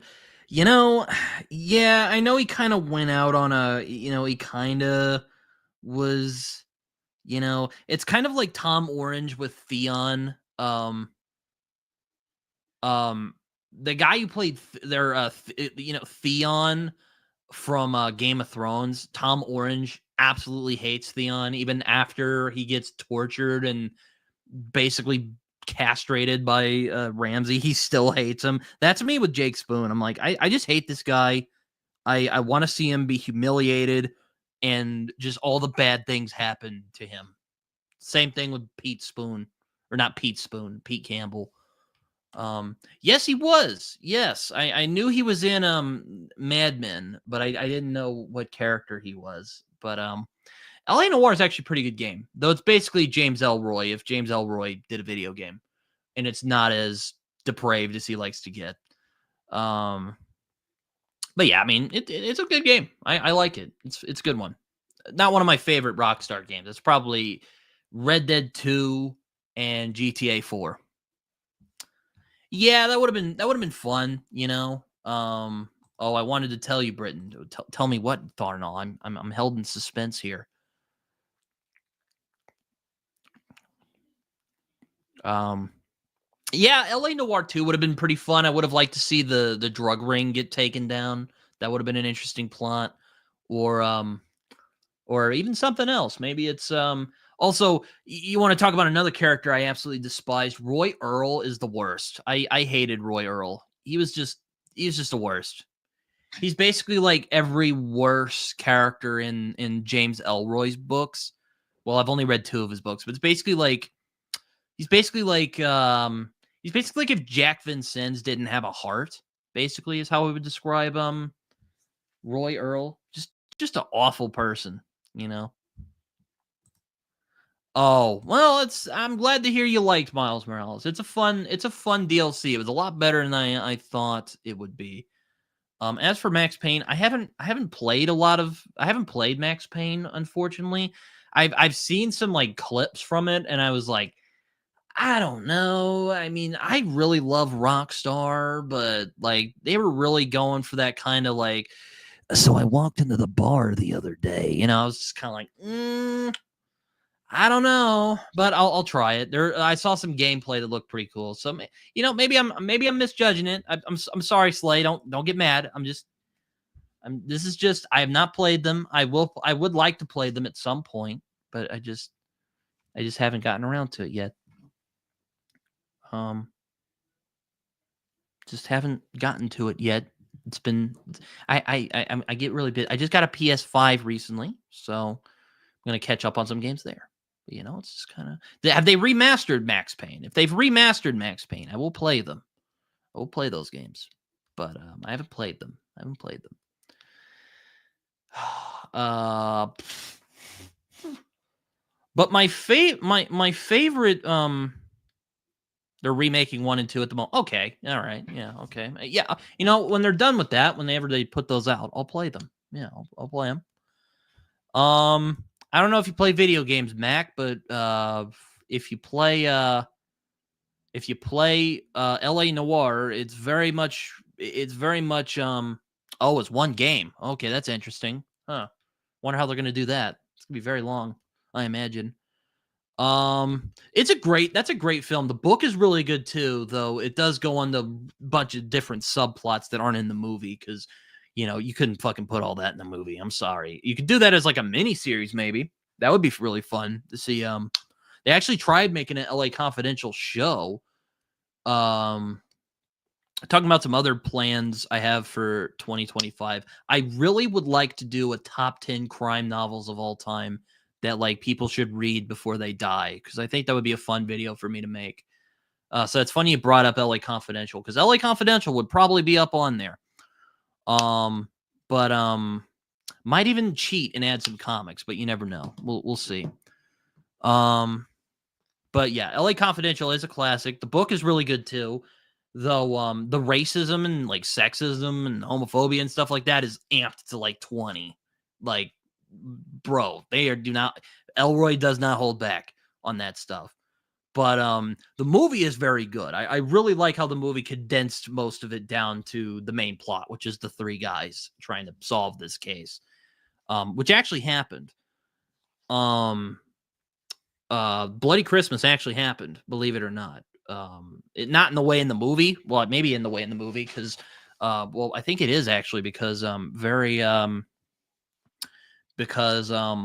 Elroy's very meticulous with his research. So like Black Dahlia, for instance, if you're familiar with that case, he gets a lot of the details right. He just makes up who did it and all that because the L.A. police didn't find him because they were infamously corrupt during that time. And you might think, wow, Elroy's really getting ridiculous with the corruption. Believe it or not, that's how they were back in that time. Like they really were that bad. Like it's really, it's something else. Like, it's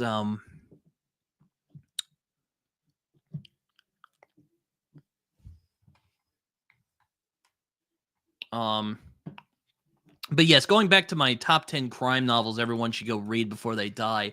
I definitely would love to do that at some point this year on this channel because I think I have a good list I could come up with. And I hope you guys would enjoy it because, it's something I feel very passionately about. And I don't think noir is covered nearly enough on BookTube. I try my best to, but it's really hard because I read a bunch of other stuff. StoryTube covers noir and they do very good. I like them. There's a couple of channels who cover noir from time to time, but it's not it's not as big as FantasyTube. I would like to change that and read. I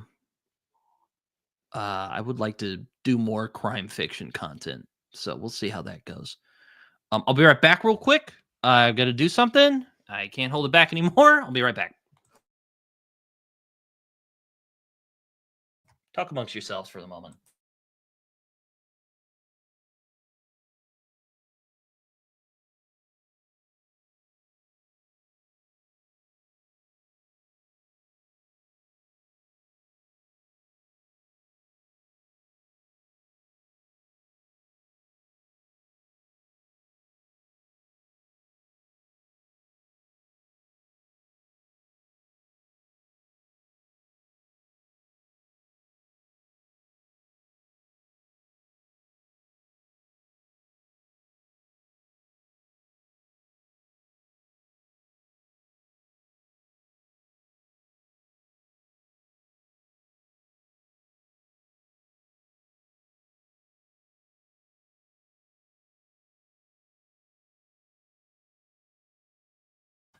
All right, I'm back. I hope that my presence wasn't missed too much.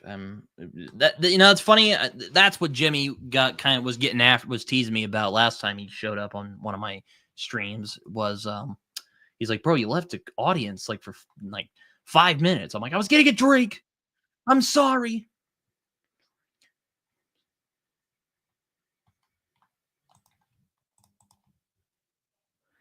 All right, yeah.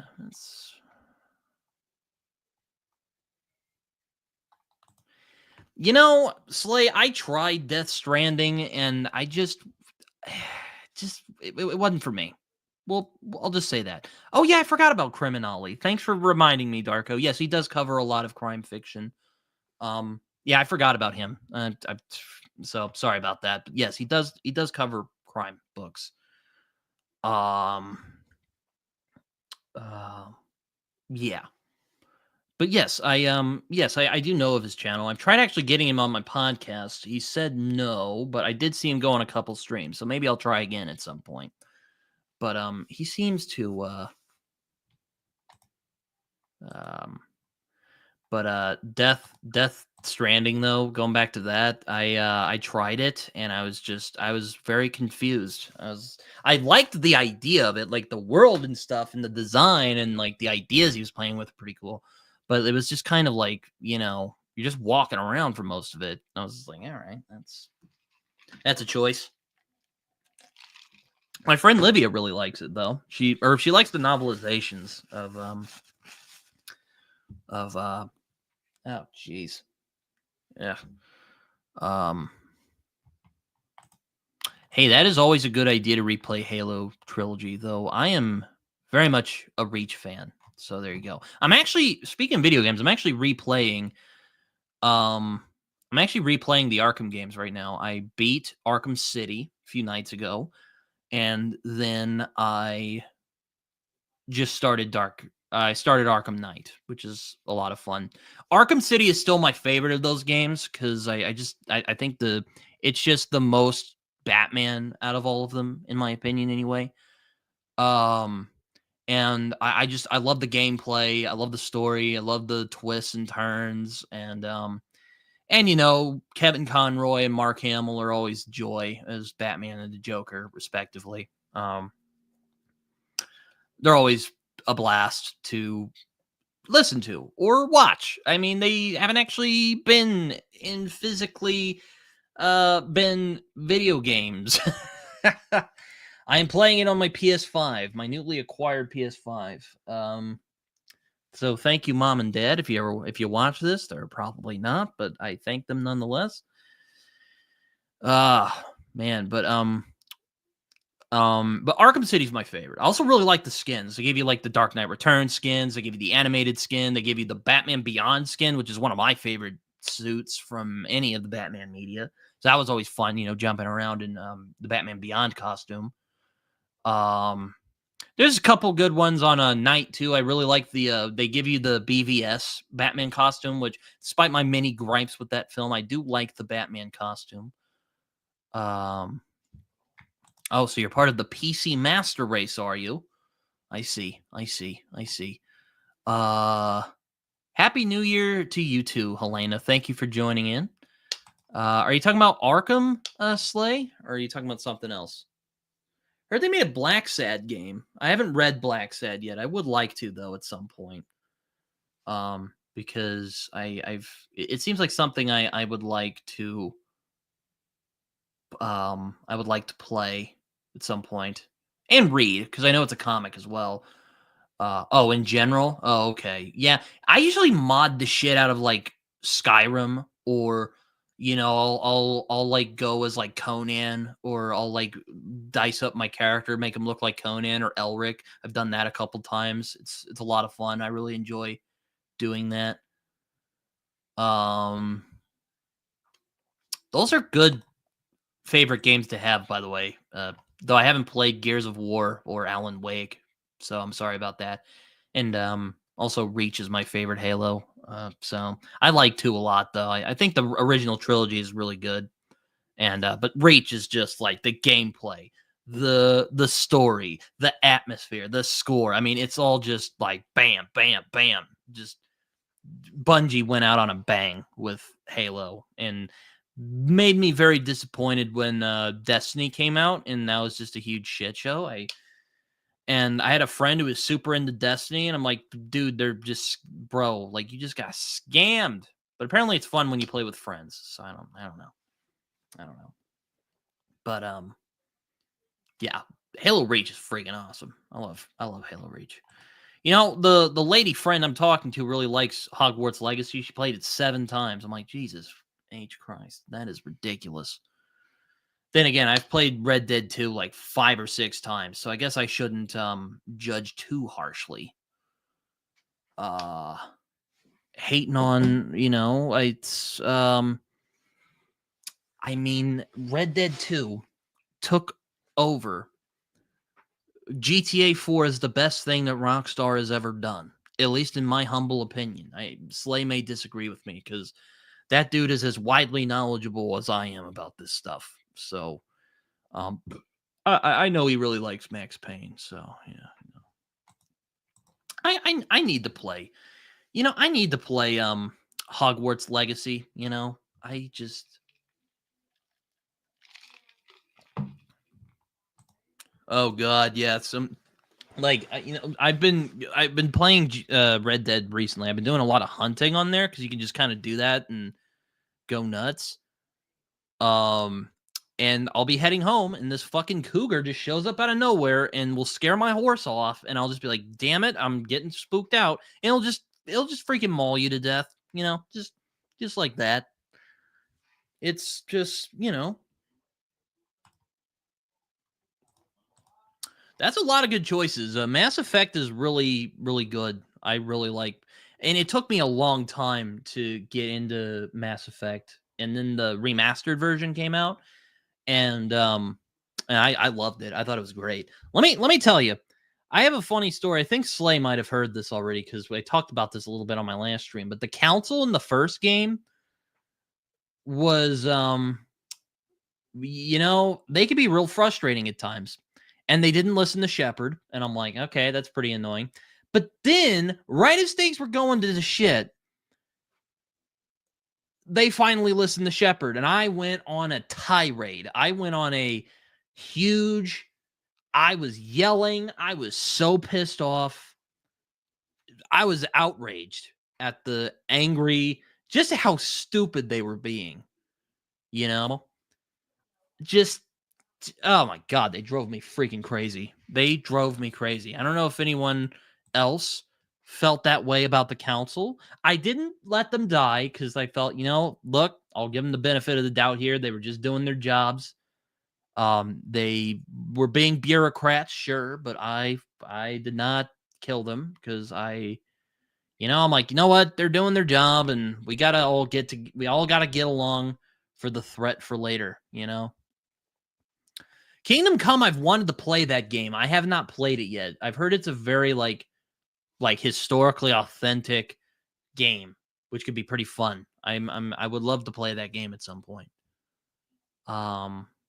Because I do like medieval stuff. It's probably from my many readings of the fantasy genre, but I do like the medieval period. It's an interesting time in history.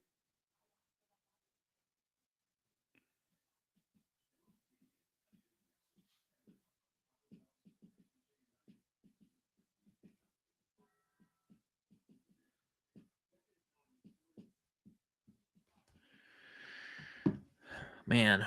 But yeah, I tend to kind of struggle with RPGs. Like, for instance, I really want to really get into Planescape Torment, but just the style of it, it's really hard for me to get into. And also they make you do combat, even though it says you don't have to do combat. Kind of drives me crazy a little bit. But I was liking Planescape Torment from what I was playing. I really like the attention detail for that game. If you played any horror, a little. I played The Last of Us, which I think is more than just horror. It's post-apocalyptic, or The Walking Dead, but again, that's kind of like a drama that just has horror elements in it. The Telltale Walking Dead, I should be more specific. That might be one of the greatest games I've ever played. The Walking Dead Telltale Season 1 in particular is one of the greatest games I've ever played. I loved it. Captures the tone of the comics way better than the show does, I would dare say. Ghost Runner. I've not heard of Ghost Runner. I'll have to check that out. But a game I really want to beat and get into and love is Planescape Torment, though. I would really like to do that. Yes, exactly. Clementine Lee. Yeah, no, it's really great. I really love that first season because of that relationship is so well done. Um, and of course, it ends in a very heartbreaking way. And again, I think it actually, and this is kind of my spicy take, I think it actually captures the tone of the comics a lot more than the AMC show, because the show is kind of toned down a little bit. Because like if you read the Walking Dead comics, they can be vicious at times. Like Rick gets his freaking hand chopped off, for instance. That does not happen in the show until like I think it actually happened recently. They finally they teased it forever and then they finally did it in like the one show. Um um Ted Red instead, he's come on my channel, or not come on my channel, but he has recently subscribed. So happy new year to you, Ted. Hope you're doing well. I'm just ranting about video games. No, I'm ranting about The Walking Dead. Yeah, but the comics, Slay can probably back me up on this. If anyone else has read the comics of The Walking Dead, you can back me up on this.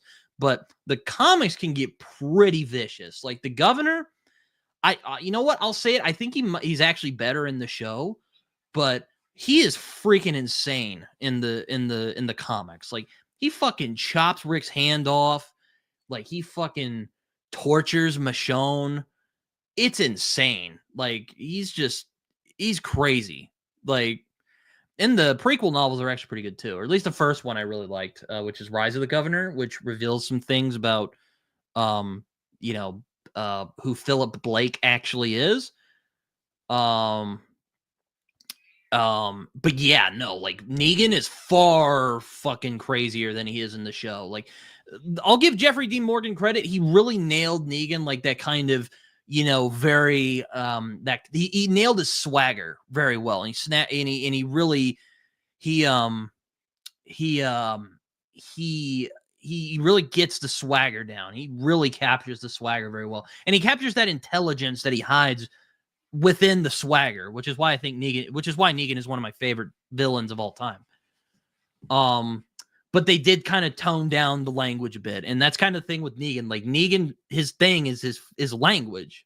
The dude fucking swears like a lot, and like I think the show did him very well. And I remember I read a friend of mine's comments where he was bitching about where he was kind of bitching that they were giving Negan a redemption arc. I'm like, well, if you don't like that, then don't read the comics. But the comics don't really redeem him. He just kind of comes to an understanding with Rick and them, and he's more like reflective. But like he is genuinely like, there's something not right with Negan. Like it's not like in the show where it's like, oh, he wasn't that bad of a guy. He just he lost his wife. And in the comics, it's more like, yeah, his wife died and he really loved his wife, but that just kind of set him off. Like he was always kind of off in some level. The ending kind of sucked, to be honest. I mean, it was a good ending. Like it was a fine ending, but it just kind of came out of nowhere. I thought, but I still love the Walking Dead comics. Hold on, Kitty, get in here. But yeah, exactly, Slay. Like by the end of the comics, you really pity him. He's not really like, like it's not necessarily that like he's redeemed. It's just like, yeah, he's come to an understanding with Rick. And I think they understand each other on some level. And I think his ending in the comic is a lot better than the show, because like in the comic, he's just like he really struggles to connect with people, and he just kind of is in his own hell, really, by the end. He's just kind of, yes, Kitty. Read the comics. He's you'll at least feel so, you won't. I mean, you probably won't like him all the way. I mean, I do, because he's just a great villain. But he's really, yeah, I'm gonna try not to like argue morality in the situation of the zombie apocalypse because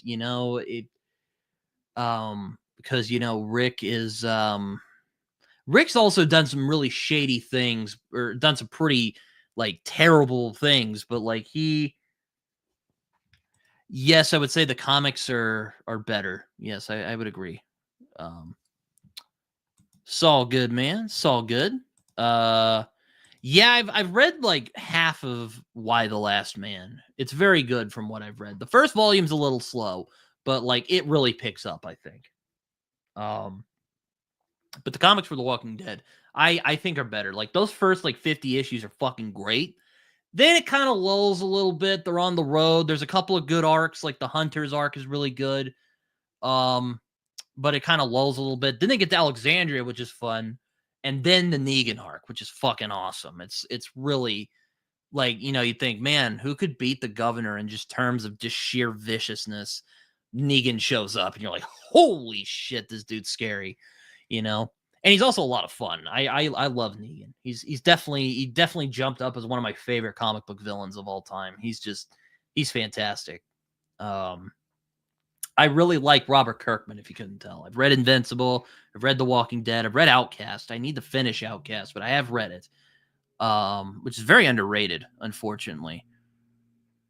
Um, um, which is really unfortunate. I wish that I wish more people knew what Outcast was, but it's kind of a little cult thing. Paul Azaceta is fucking awesome. He's a great artist. Which sadly hasn't really done a lot of work. I've actually gotten a couple likes from him when I praised his artwork on Twitter. Unfortunately, he just hasn't he hasn't done a lot of work. He did do like the Punisher recently, which I might pick that up, the new Jason Aaron Punisher. That isn't his Max run. It's another Punisher run. He did that. He also did one called like Oblivion Song, I think.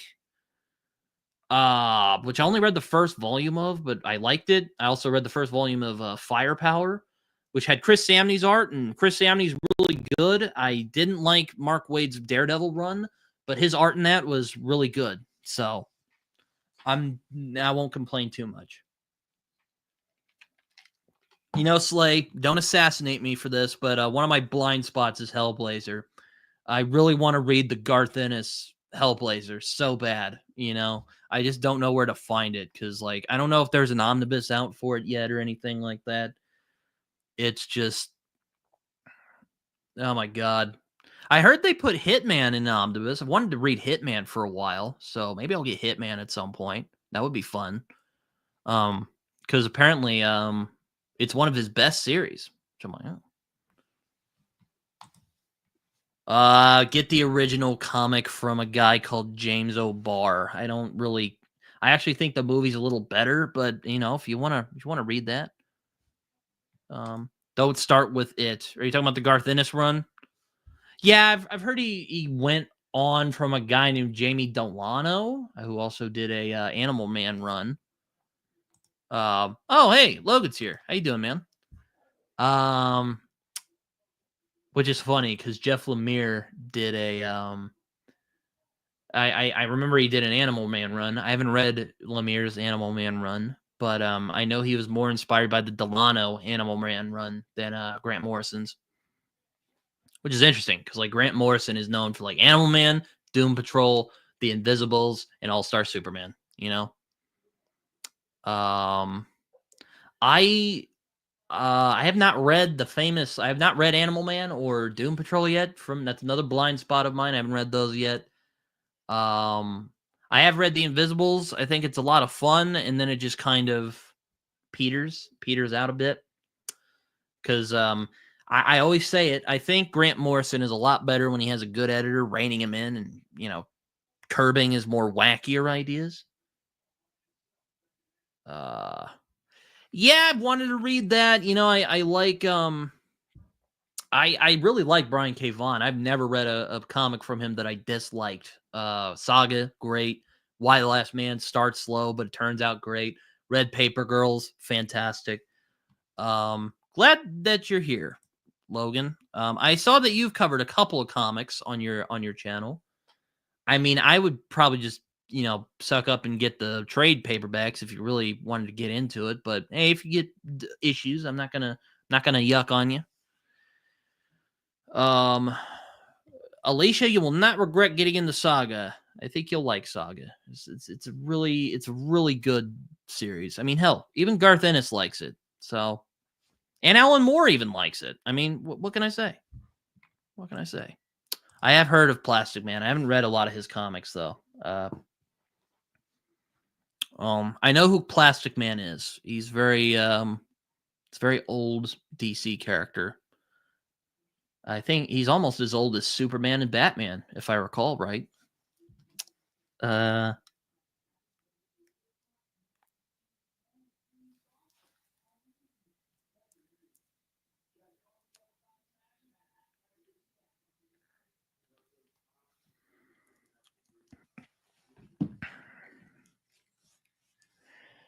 I do want to read more comics this year, actually. I think I said that earlier. Good luck if you want to read DC in order. Oh, yeah, man. There is so much continuity. That's the problem with like Marvel and DC. Like, there's so much continuity. That's why I'm like, okay, you want to read Daredevil? Here's a run that I think is really good. Go nuts. Bendis run, go nuts. This Frank Miller run, go nuts. I mean, it's all right, yeah, that's fine. I've got all 12 volumes because I'm too much of a stubborn bastard to get the omnibus, even though I probably should have gotten the compendium. But oh well, we're here now. It's kind of like with Deadly Class. I probably should have gotten the whole fucking compendium that they just put out recently, but I just that's why I recommend particular runs. I don't recommend like to start at the beginning because like the continuity is just askew. It's ridiculous. Not in a bad way. It's just like the continuity is just insane, you know. It's like back me up on that. But it's like, okay, you want to read a Batman run? I mean, it's not like a lot of runs aren't as like read the Denny O'Neil run. Like you could read the Denny O'Neil run. That's really good. I think he actually did another spicy take. I think he did far more substantial work on the Dark Knight than Frank Miller ever did. Batman Year One. I just kind of badmouthed Frank Miller a little bit, but I'll make up for it. Year One is phenomenal. The Long Halloween is great. Or get something like Batman the Imposter, which just came out recently. That was a really good book. I somehow doubt that Lucifer is better than Sandman, but I would like to try Lucifer at some point. It's definitely another blind spot of mine. I haven't tried G. Willow Wilson yet. I know some of the critical drinker types don't like her, but I don't generally take those people's opinions very seriously. So yeah, I'll take that with a grain of salt. But I would like to read her at some point. I don't know where to start though. I would like to read one of her novels though. That would be nice. It'd be fun. Like Superman. I haven't really read a lot of runs of Superman. I mean, you could read All-Star Superman or Superman, the Man Who Has Everything. It's not a good Batman story, but it is a lot of fun. I really enjoy All-Star Batman and Robin the Boy Wonder. It's absolutely deranged. Up in the Sky is really good as well. Yes, it's very underrated actually. I think Tom King really did a good job on that. There were a couple moments in that where I was like, yeah, like the one where Clark and Superman separate. I thought that was kind of like, or the one where he was with Sergeant Rock was kind of meh. But like overall, I thought it was really good. Like I loved the challenge with Darkseid. I really loved the boxing match. I really liked him taking the girl home. I liked him, trying to check in on Lois, see if she's okay. I'm like that's Superman right there, And I don't read a lot of Superman. Like I'm not the biggest Superman fan.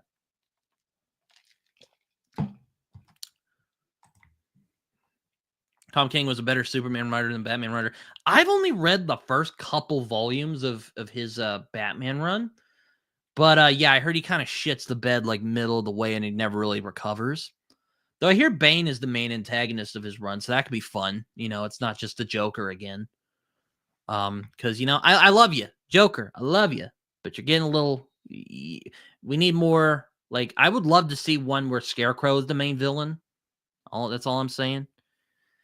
Yeah, Tinian is really good. I'll admit I kind of dismissed him at first. I thought like, oh, he's just mimicking Scott Snyder. But then I read I read what was it? Something is Killing the Children. I read that and I was like, holy fuck, this series is amazing. And then I read The Department of Truth, which is pretty good. There were a couple of good issues, like issue 3 in particular, which is about people who think school shootings are faked. I thought that was a really good issue, but it was really uneven. He really tries to explain the concept, and it's like, dude, do not over-explain the concept. Mike Mignola did that for Hellboy, and that kind of damaged the brand there. Because the worst thing you could do with a weird, mysterious world is to fucking neatly explain it to the audience, As far as I know, it's not, but it's a really good comic series from what I've read. That first like arc, which is like 3 volumes long, fantastic. I loved it. Like it was really well done, I think. I really loved yeah, I really liked him in Arkham Knight, though again, it was basically just the Joker and the Red Hood, basically were the villains in that game. But yeah, I like John Noble as Scarecrow. I think he's really good. I would have liked to see, though I did love Batman. I don't know who hasn't played him there, so I won't say that. Yeah, I'm the same way. I'm not a big like Superman comic book fan. I really, really like the like original Christopher Reeve movies from back in the day. That had Christopher Reeve. That was some of the first movies I remember watching. He just is Superman as far as I'm concerned. I've never watched Smallville though. It's fucking 11 seasons. Like, but I've heard it's good. I've heard the Lex Luthor in that is phenomenal. So maybe I'll try it someday. Let's see. But yeah, no, I've heard he did a book called One Bad Day Riddler, and I heard it was really good. My comic book guys were telling me that that one was really good. I mean, I don't know if is that what you're referring to, Slay, or are you referring to something else? Though I'll say I read up to War of Jokes and Riddles, which I thought was fun, but it was just kind of like, eh. Oh, not that one. Are you talking about in War of Jokes and Riddles or the One Bad Day comic that came out not too long ago? Are you talking about Tinian? Oh, War of Jokes and Riddles. Yeah, that was a good arc. I like that. It was a good one. I liked seeing the Joker and Riddler go at it. It was fun. Like, not in like the sexual way, but like just kind of like, yeah. And the Joker's not laughing for some reason. Like, why is that? That was fun. That was fun. I enjoyed that. But I think King is at his best. Tom King, anyway, is at his best when he does like stuff like Mr. Miracle or The Vision, where you can where it's like, okay, here are these non-established characters. Let's play with them a little bit. Like Mr. Miracle was really good. I really liked it a lot.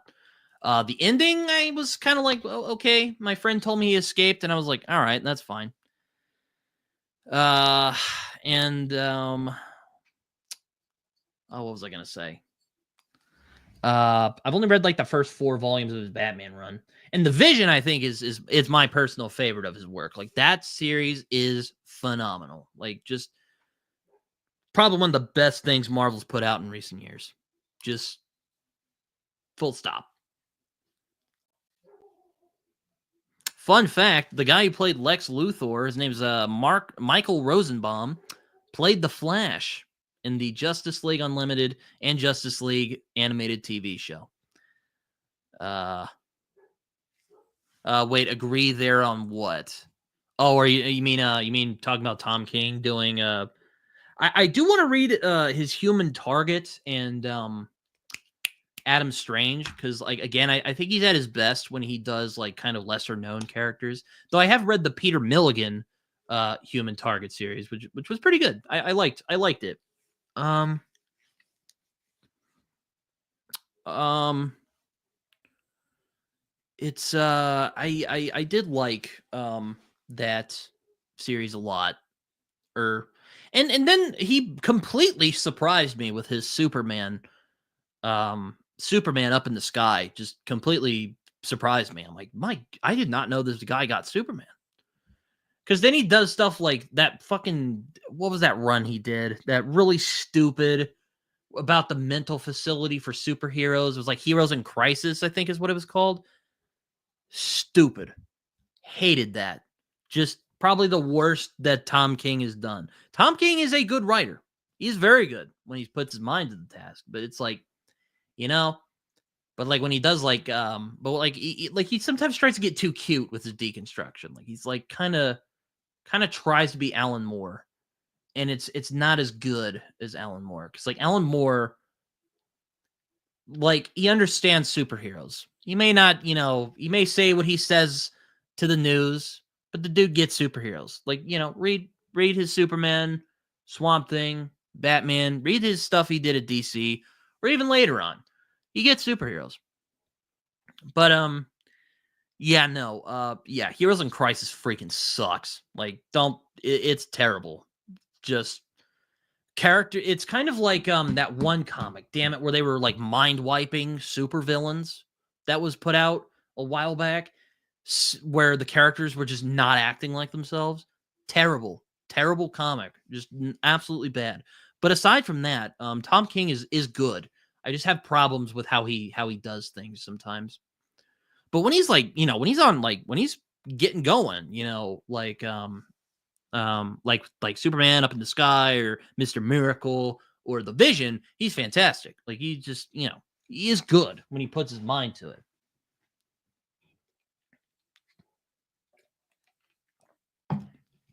Yeah, don't even get me started. Like my voice is hoarse as it is from the Pete Campbell hate. It's so oh god, it's like characters are not asking. Are you talking about Mr. Miracle from Tom King? Yes, I have. I actually own it. Mitch Gerard's fucking artwork, impeccable.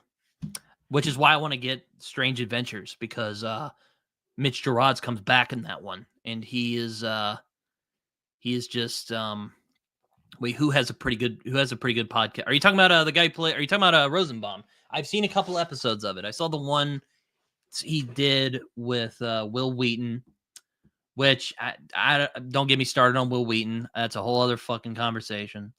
I saw the one he did with James Gunn recently. That was pretty good. I've seen the one he did with Kiefer Sutherland, which was fun. Also the one with Nathan Fillion he did was pretty good. I liked the one he did with Nathan Fillion. Let me see which other ones did I like.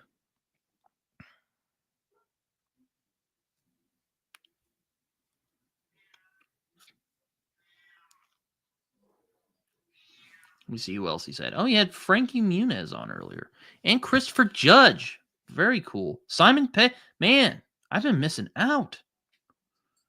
I haven't watched him in a while, man. You got Zach Braff. Jim Cummings. Oh, my God. Let me see who else. You got Felicia Day. Okay. Yeah. Tim Blake Nelson. Yeah, that's nice. Kurt Sutter and Katie. I can't ever pronounce her freaking name. Billy D. Williams. Wow, he's had a lot of people on recently that I've hell, man. Oh yeah, I did see the Michael Biehn one. I quite like. Which, if you've ever seen like the Terminator, like Michael Biehn is freaking underrated, man. If you want to talk about like 80s action heroes, man, really sucks that Michael Biehn got forgotten in the gist of things. Just unfortunate, very unfortunate. Because man, Michael Biehn was good. I loved him in the Terminator. Kyle Reese is one of the most underrated action heroes of all time.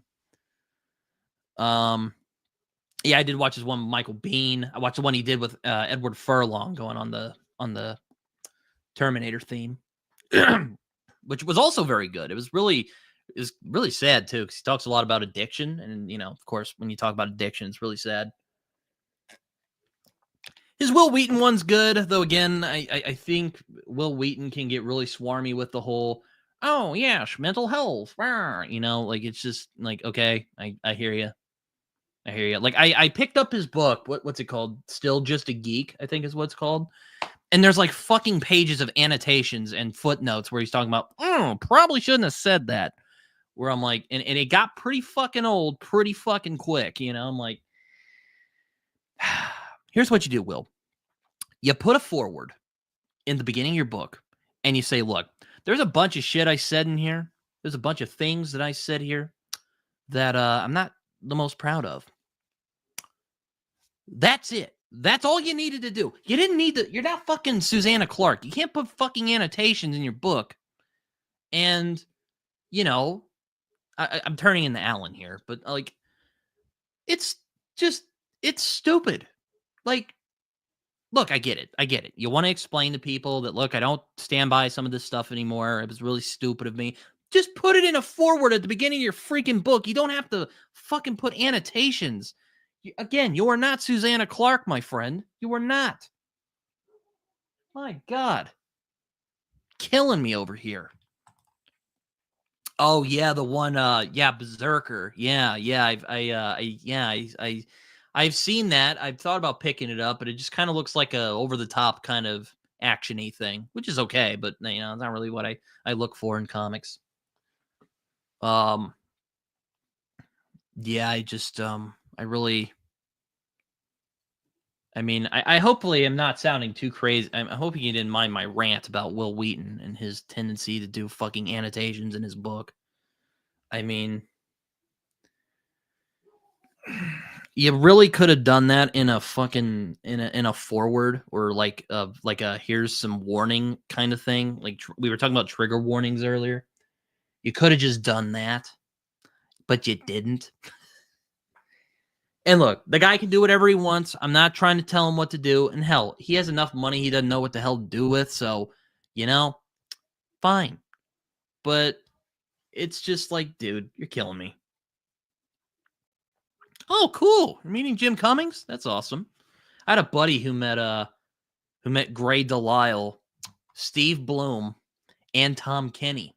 I was very upset because I really like Steve Bloom a lot. He's one of my favorite voice actors. I was not happy about that. I was happy for him, but I was really happy. I was not happy that I missed it. So, yeah, there you go. I was not pleased missing that. But, hope you enjoy meeting Jim Cummings. I heard he's a very cool guy, and he's a great voice actor as well.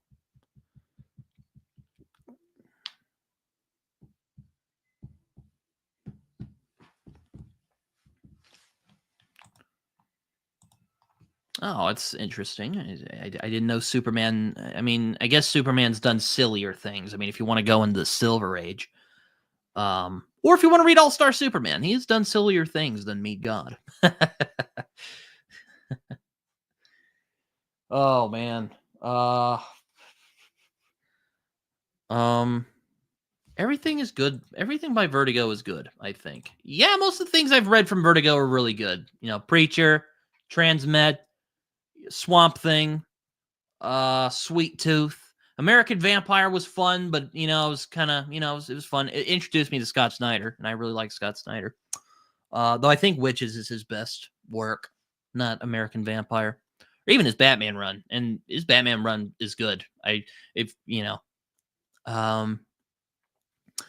read a lot of Black Label. I read like The Imposter, the Batman the Imposter, which was really good actually. I thought it was very, very good. I read Batman Damned, which was fine. I didn't really like, I thought Bermejo and Azzarello would do more, because Joker was so good and Lex Luthor, Man of Steel was so good, but that just didn't happen. Yeah, but I haven't read anything from Vertigo that I disliked. Sweet Tooth, love it. Y the Last Man, really enjoy it. Yeah, I saw he had a Kurt Sutter and the lady who played and the lady who played oh fuck, what's her name? Katie Jax's mom. White Knight was pretty fun. I enjoyed White Knight. Sean Gordon Murphy is really a good artist. I like his take on Batman. Um and it was really neat seeing a sane Joker, you know, who wasn't like, and it wasn't like he had ulterior motives even. It was just kind of like he wasn't like fucking crazy, you know, Joker anymore. He was this guy, which I thought was fun. I thought was an interesting idea.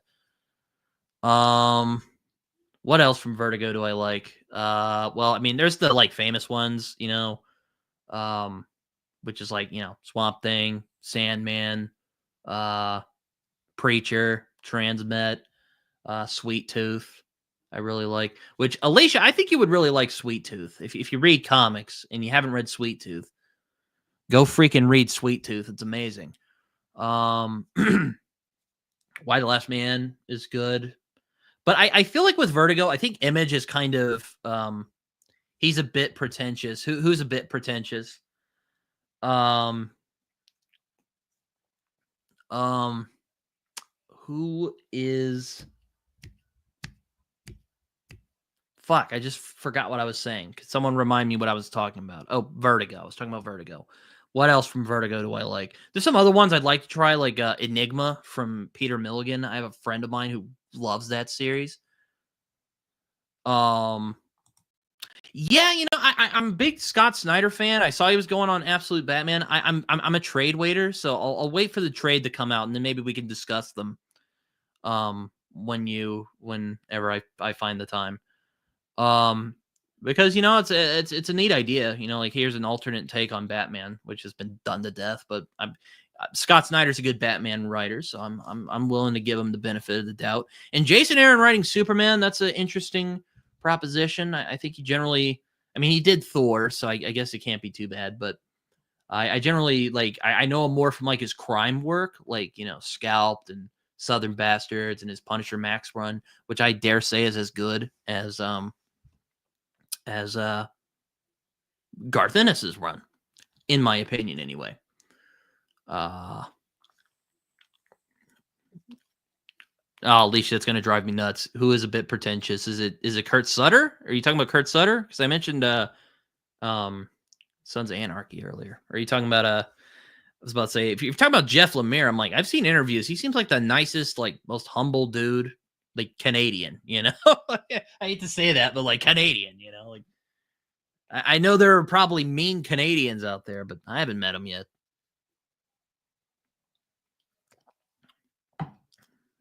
Um, what else is from Vertigo? Damn it. The Invisibles. I mean, if you just want to enjoy the craziness that is The Invisibles, go nuts. It's a fun series. I enjoy it, but it's definitely loses its steam though, because like um yeah, I see, you know, the internet, and I just have a very obsessive personality, so I know a lot of this stuff just off of hand. Also, I have them laying around in my house, so that probably helps too. Um um uh Gemma Katie say, oh, okay. Yeah, okay. Yeah, no, it's like what's another Vertigo series that's good? I've heard Fables is really good. Haven't tried it yet. I want to at some point. There was a big omnibus they were selling at my comic book shop, and I was like, damn, I should get it, but it's gonna be a fucking ton of money. Ugh. But you know, maybe someday I'll pick it up. I'm not against reading it. So I'm kind of like, I read Hellboy. You know, I read And it's like, I read Hellboy, I read Sandman, but we'll see. We'll see. I did play The Wolf Among Us. That was a really good game. I enjoyed it a lot. Um. Oh yeah. I'm fine with that. It's I might have to get the omnibus though, because I don't know if I want to. I don't know if I want to hunt that down. I don't know if I want to hunt all the volumes down. be honest with you. I mean, you know how long it took for me to get all the volumes of like Deadly Class and Saga? You know, like I don't envy anyone that task. Don't do it. Like, you know, or I mean, you can do it if you want, but oh, Will Wheaton is pretentious. Yeah, a little bit, a little bit, a little bit. It's yeah, it's I don't hate the guy. I know he's been through a lot. You know, he's but he has this kind of smugness about himself that I just rubs me the wrong way. I can't really. That's why Sheldon hates him. Yeah, no, it's again kind of like yeah, it's kind of like it's kind of like again going back to It's Always Sunny. His aura mocks me. You know, I can't really. Man, dude. Well, I hope you can get it off ground. It'd be really, you're a smart dude. You got a lot of interesting opinions. I'd love to see you just go nuts on BookTube, man. Yeah, I think you would get a very loyal cult following for sure. Very strong following, I would say. I haven't read that one yet. I want to. That's one I wanted to try because I'm always fascinated when authors or whatever, when someone does something that's like out of their wheelhouse, like I read Nick Cave's novel about a year back. It was really interesting. And I really like or when Gerard Way did Umbrella Academy, he's mostly known for My Chemical Romance, of course, but Umbrella Academy is a lot of fun. Kind of derivative of stuff that Grant Morrison was doing, but it's kind of like, it's fun. But yeah, okay, yeah, I got you, Will Wheaton. I just fucking that guy, like here's the it's kind of again I was you must have missed when I was ranting about him putting annotations in his Just a Geek book, but I was kind of complaining about like why the fuck would you do that? Like just put a fucking forward at the beginning of your book and say, look, there's some stuff in here that I am not proud of. And, if I ever feel self-important enough to do annotations explaining my behavior, you guys fucking call me out on it. You have my permission. All right? I'm just going to say that for future reference. Yes, I love Deadly Class. I need to finish it, though. I was going to do that last year, but I didn't get around to it. But I fucking love Deadly Class. It's a fantastic series. Really, I'm kind of mixed on Remender in general. Like I read the first volume of his like 7 to Destiny or whatever that's called, and I thought it was fine, but I had issues with the pacing. But like Deadly Class, like great art, great writing, great pacing. I love the concepts. I love the characters. It's just, oh man, I love Deadly Class. It's so good. You're hilarious. you're funny. Yeah. Yeah, you're funny. Yeah. You're a funny guy. Just fucking. No, but seriously though, if I shaved my beard right now, I would probably look like I'm 17, and people would be like, "Whoa, you're so young." I'm like, "Yeah, I'm 23." But thank you though. I appreciate the compliment. I think you would like Hellboy. I think you would like Hellboy. It's a lot of fun. If you do like Hellboy, I read The Goon in October, which is just a blast. I freaking love The Goon. I recommend that even for people. He's joking. I'm 23. It's a joke that Matt said the other day. He said I was 12. He's kidding. I'm 23 years old. 23 years old. I know I need to read BPRD. Again, it's like with fucking Fables or DC Comics. Like there's so many like spinoffs or even Black Hammer. You're like, oh my god, The Goon is awesome. Like seriously, I read The Goon. This whole let me pull it out real quick. I don't know, Slave. I don't know if you've read Hillbilly, but that series is really good too. And I've only read the first volume, but yeah, I read this, and it's basically like all the first like stuff that he did on The Goon. Oh my god, I like the most fun I've had reading a comic in some time. Like It would have been my favorite if Astro City wasn't so good. Like, it's just oh, I haven't even caught up with all Black Hammer. I've just completed the main series with the farm gang. Um, but but the Goon is it is so fun. I enjoy it. Like even if you're not a fan of comics, like check out the Goon. It is just it's so fun and it's hilarious. Like if you're not laughing your ass off at just some of the dumb shit that the Goon and um and the Goon and his friend Frank get up to, fun. They're great. I love it. I can't wait to continue on with that series. I need to continue on with Hillbilly as well. Um, that's funny you say that because I remember getting I remember Frank Darabont. He does there's a forward from Frank Darabont in this, and he talks about his let me see here. Like I'm not a like I didn't really get that vibe. He actually said that he got vibes of the Spirit from the Goon. I kind of got more of a Jack Kirby vibe. Like the blocky art I thought was very um I thought it was very interesting. Um but that's interesting you say that. I haven't read The Spirit though, so you can totally say I'm wrong if you want, but I got more of like a Jack Kirby vibe just in terms of the art. Um Oh, I didn't know you were still here, Helena. Thank you. Have a good rest of your evening. Um,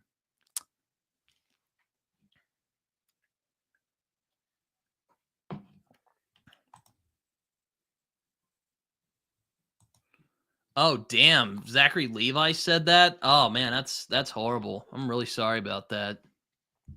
Yeah, I know he's kind of been on the like Republican train for whatever reason. I mean, he seems like an all right guy, but you know, I don't know. That's not nice. Don't that's not a cool thing to say to somebody. Um, let me. Oh yeah, I was talking about The Spirit. I haven't read The Spirit. I want to because I like Will Eisner. I'm a big fan of A Contract with God. That's a phenomenal. Um, well, that was one. It's called the first graphic novel, though not really. It's kind of it was when it first got popularized.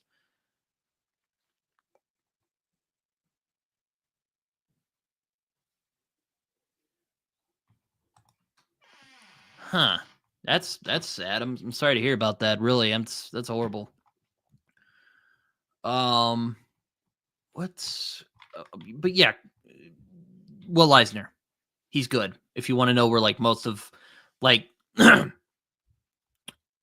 Will Eisner and like Jack Kirby, that's where most of American comics comes from, mostly.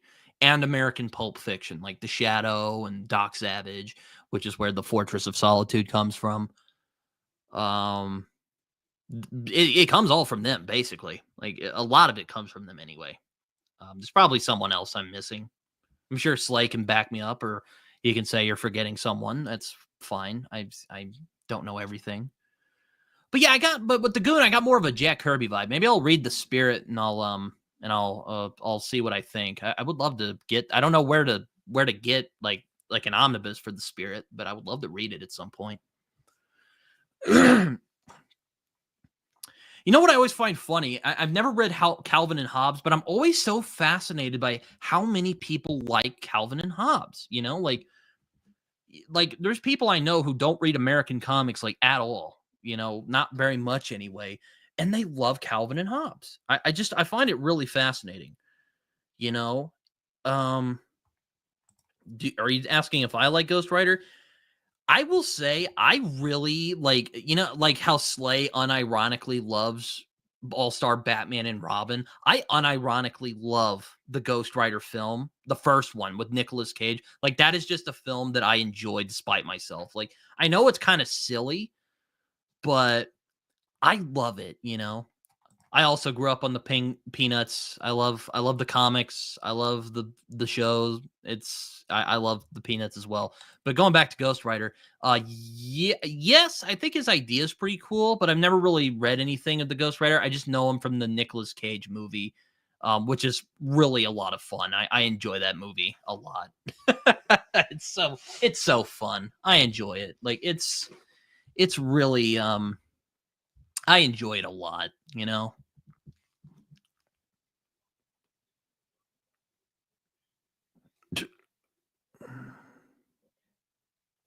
Big fan of Snoopy.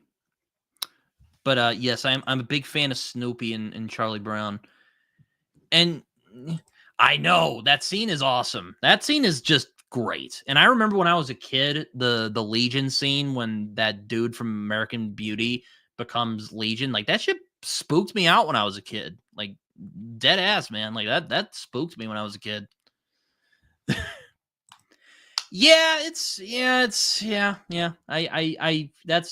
good choice. That's an interesting choice for that. Yeah. That whole X-Men thing is so like the timeline is ridiculous. But yeah, I don't hate it as much as other people do. The Last Stand, I think it's fine.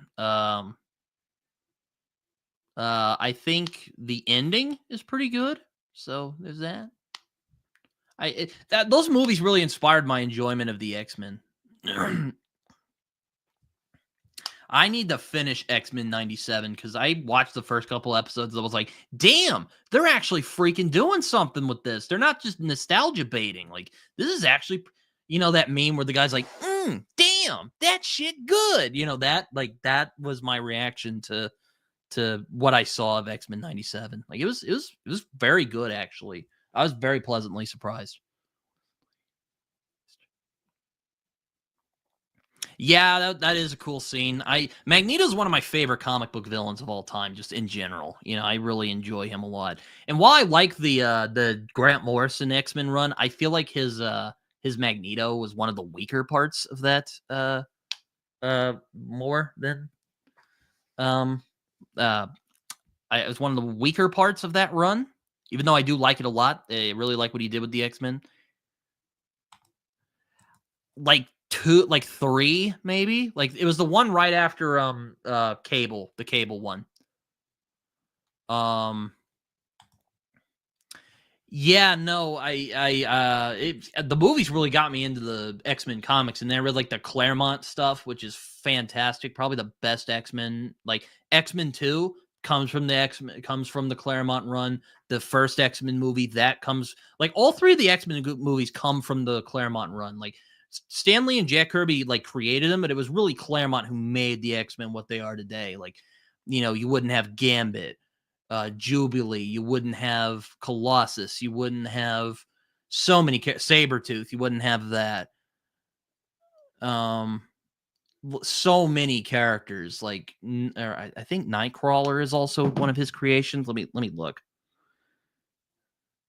Like that Claremont and John Byrne run of Superman, or not Superman, of the X-Men is great, or at least it was great. I know I didn't read all of it. I didn't, because I've heard it kind of dips off once he gets into the 90s, but man, it was so good for so long. Like oh, okay, these are all the people they got. All right. He did create Gambit. I was like, all right, I need to make sure of that. He also did Mystique. So yeah, just I know. I need to finish it at some point. It's um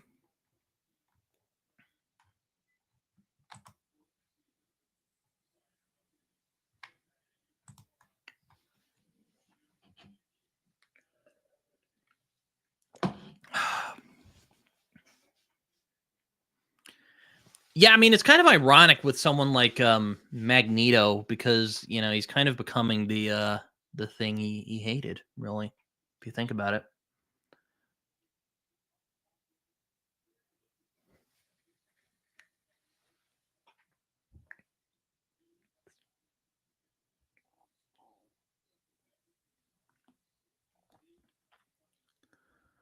But yeah, going on for a bit.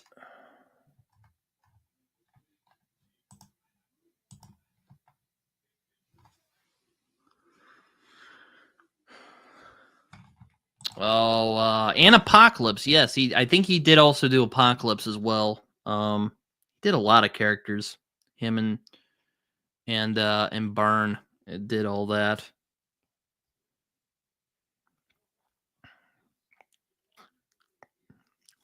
So yeah, all of those characters, just all of those. I don't know if you guys can read that. I'm sorry if you can't, but yeah. So there's what I got.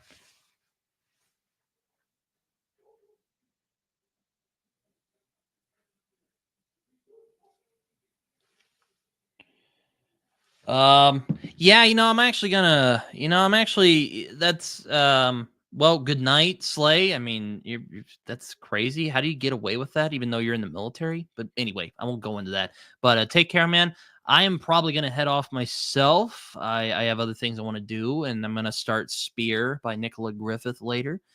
I hope you guys enjoyed this. I had a lot of fun hanging out and just chilling and talking about a bunch of stuff and hopefully what I'm planning to do with the channel and comics and books and all that fun stuff. I'm glad everyone who made it. So Slay, Alicia, Tharnall, Darko, even I Wizard made it on. So thank you everybody. Jordan made it on. So thank you everyone.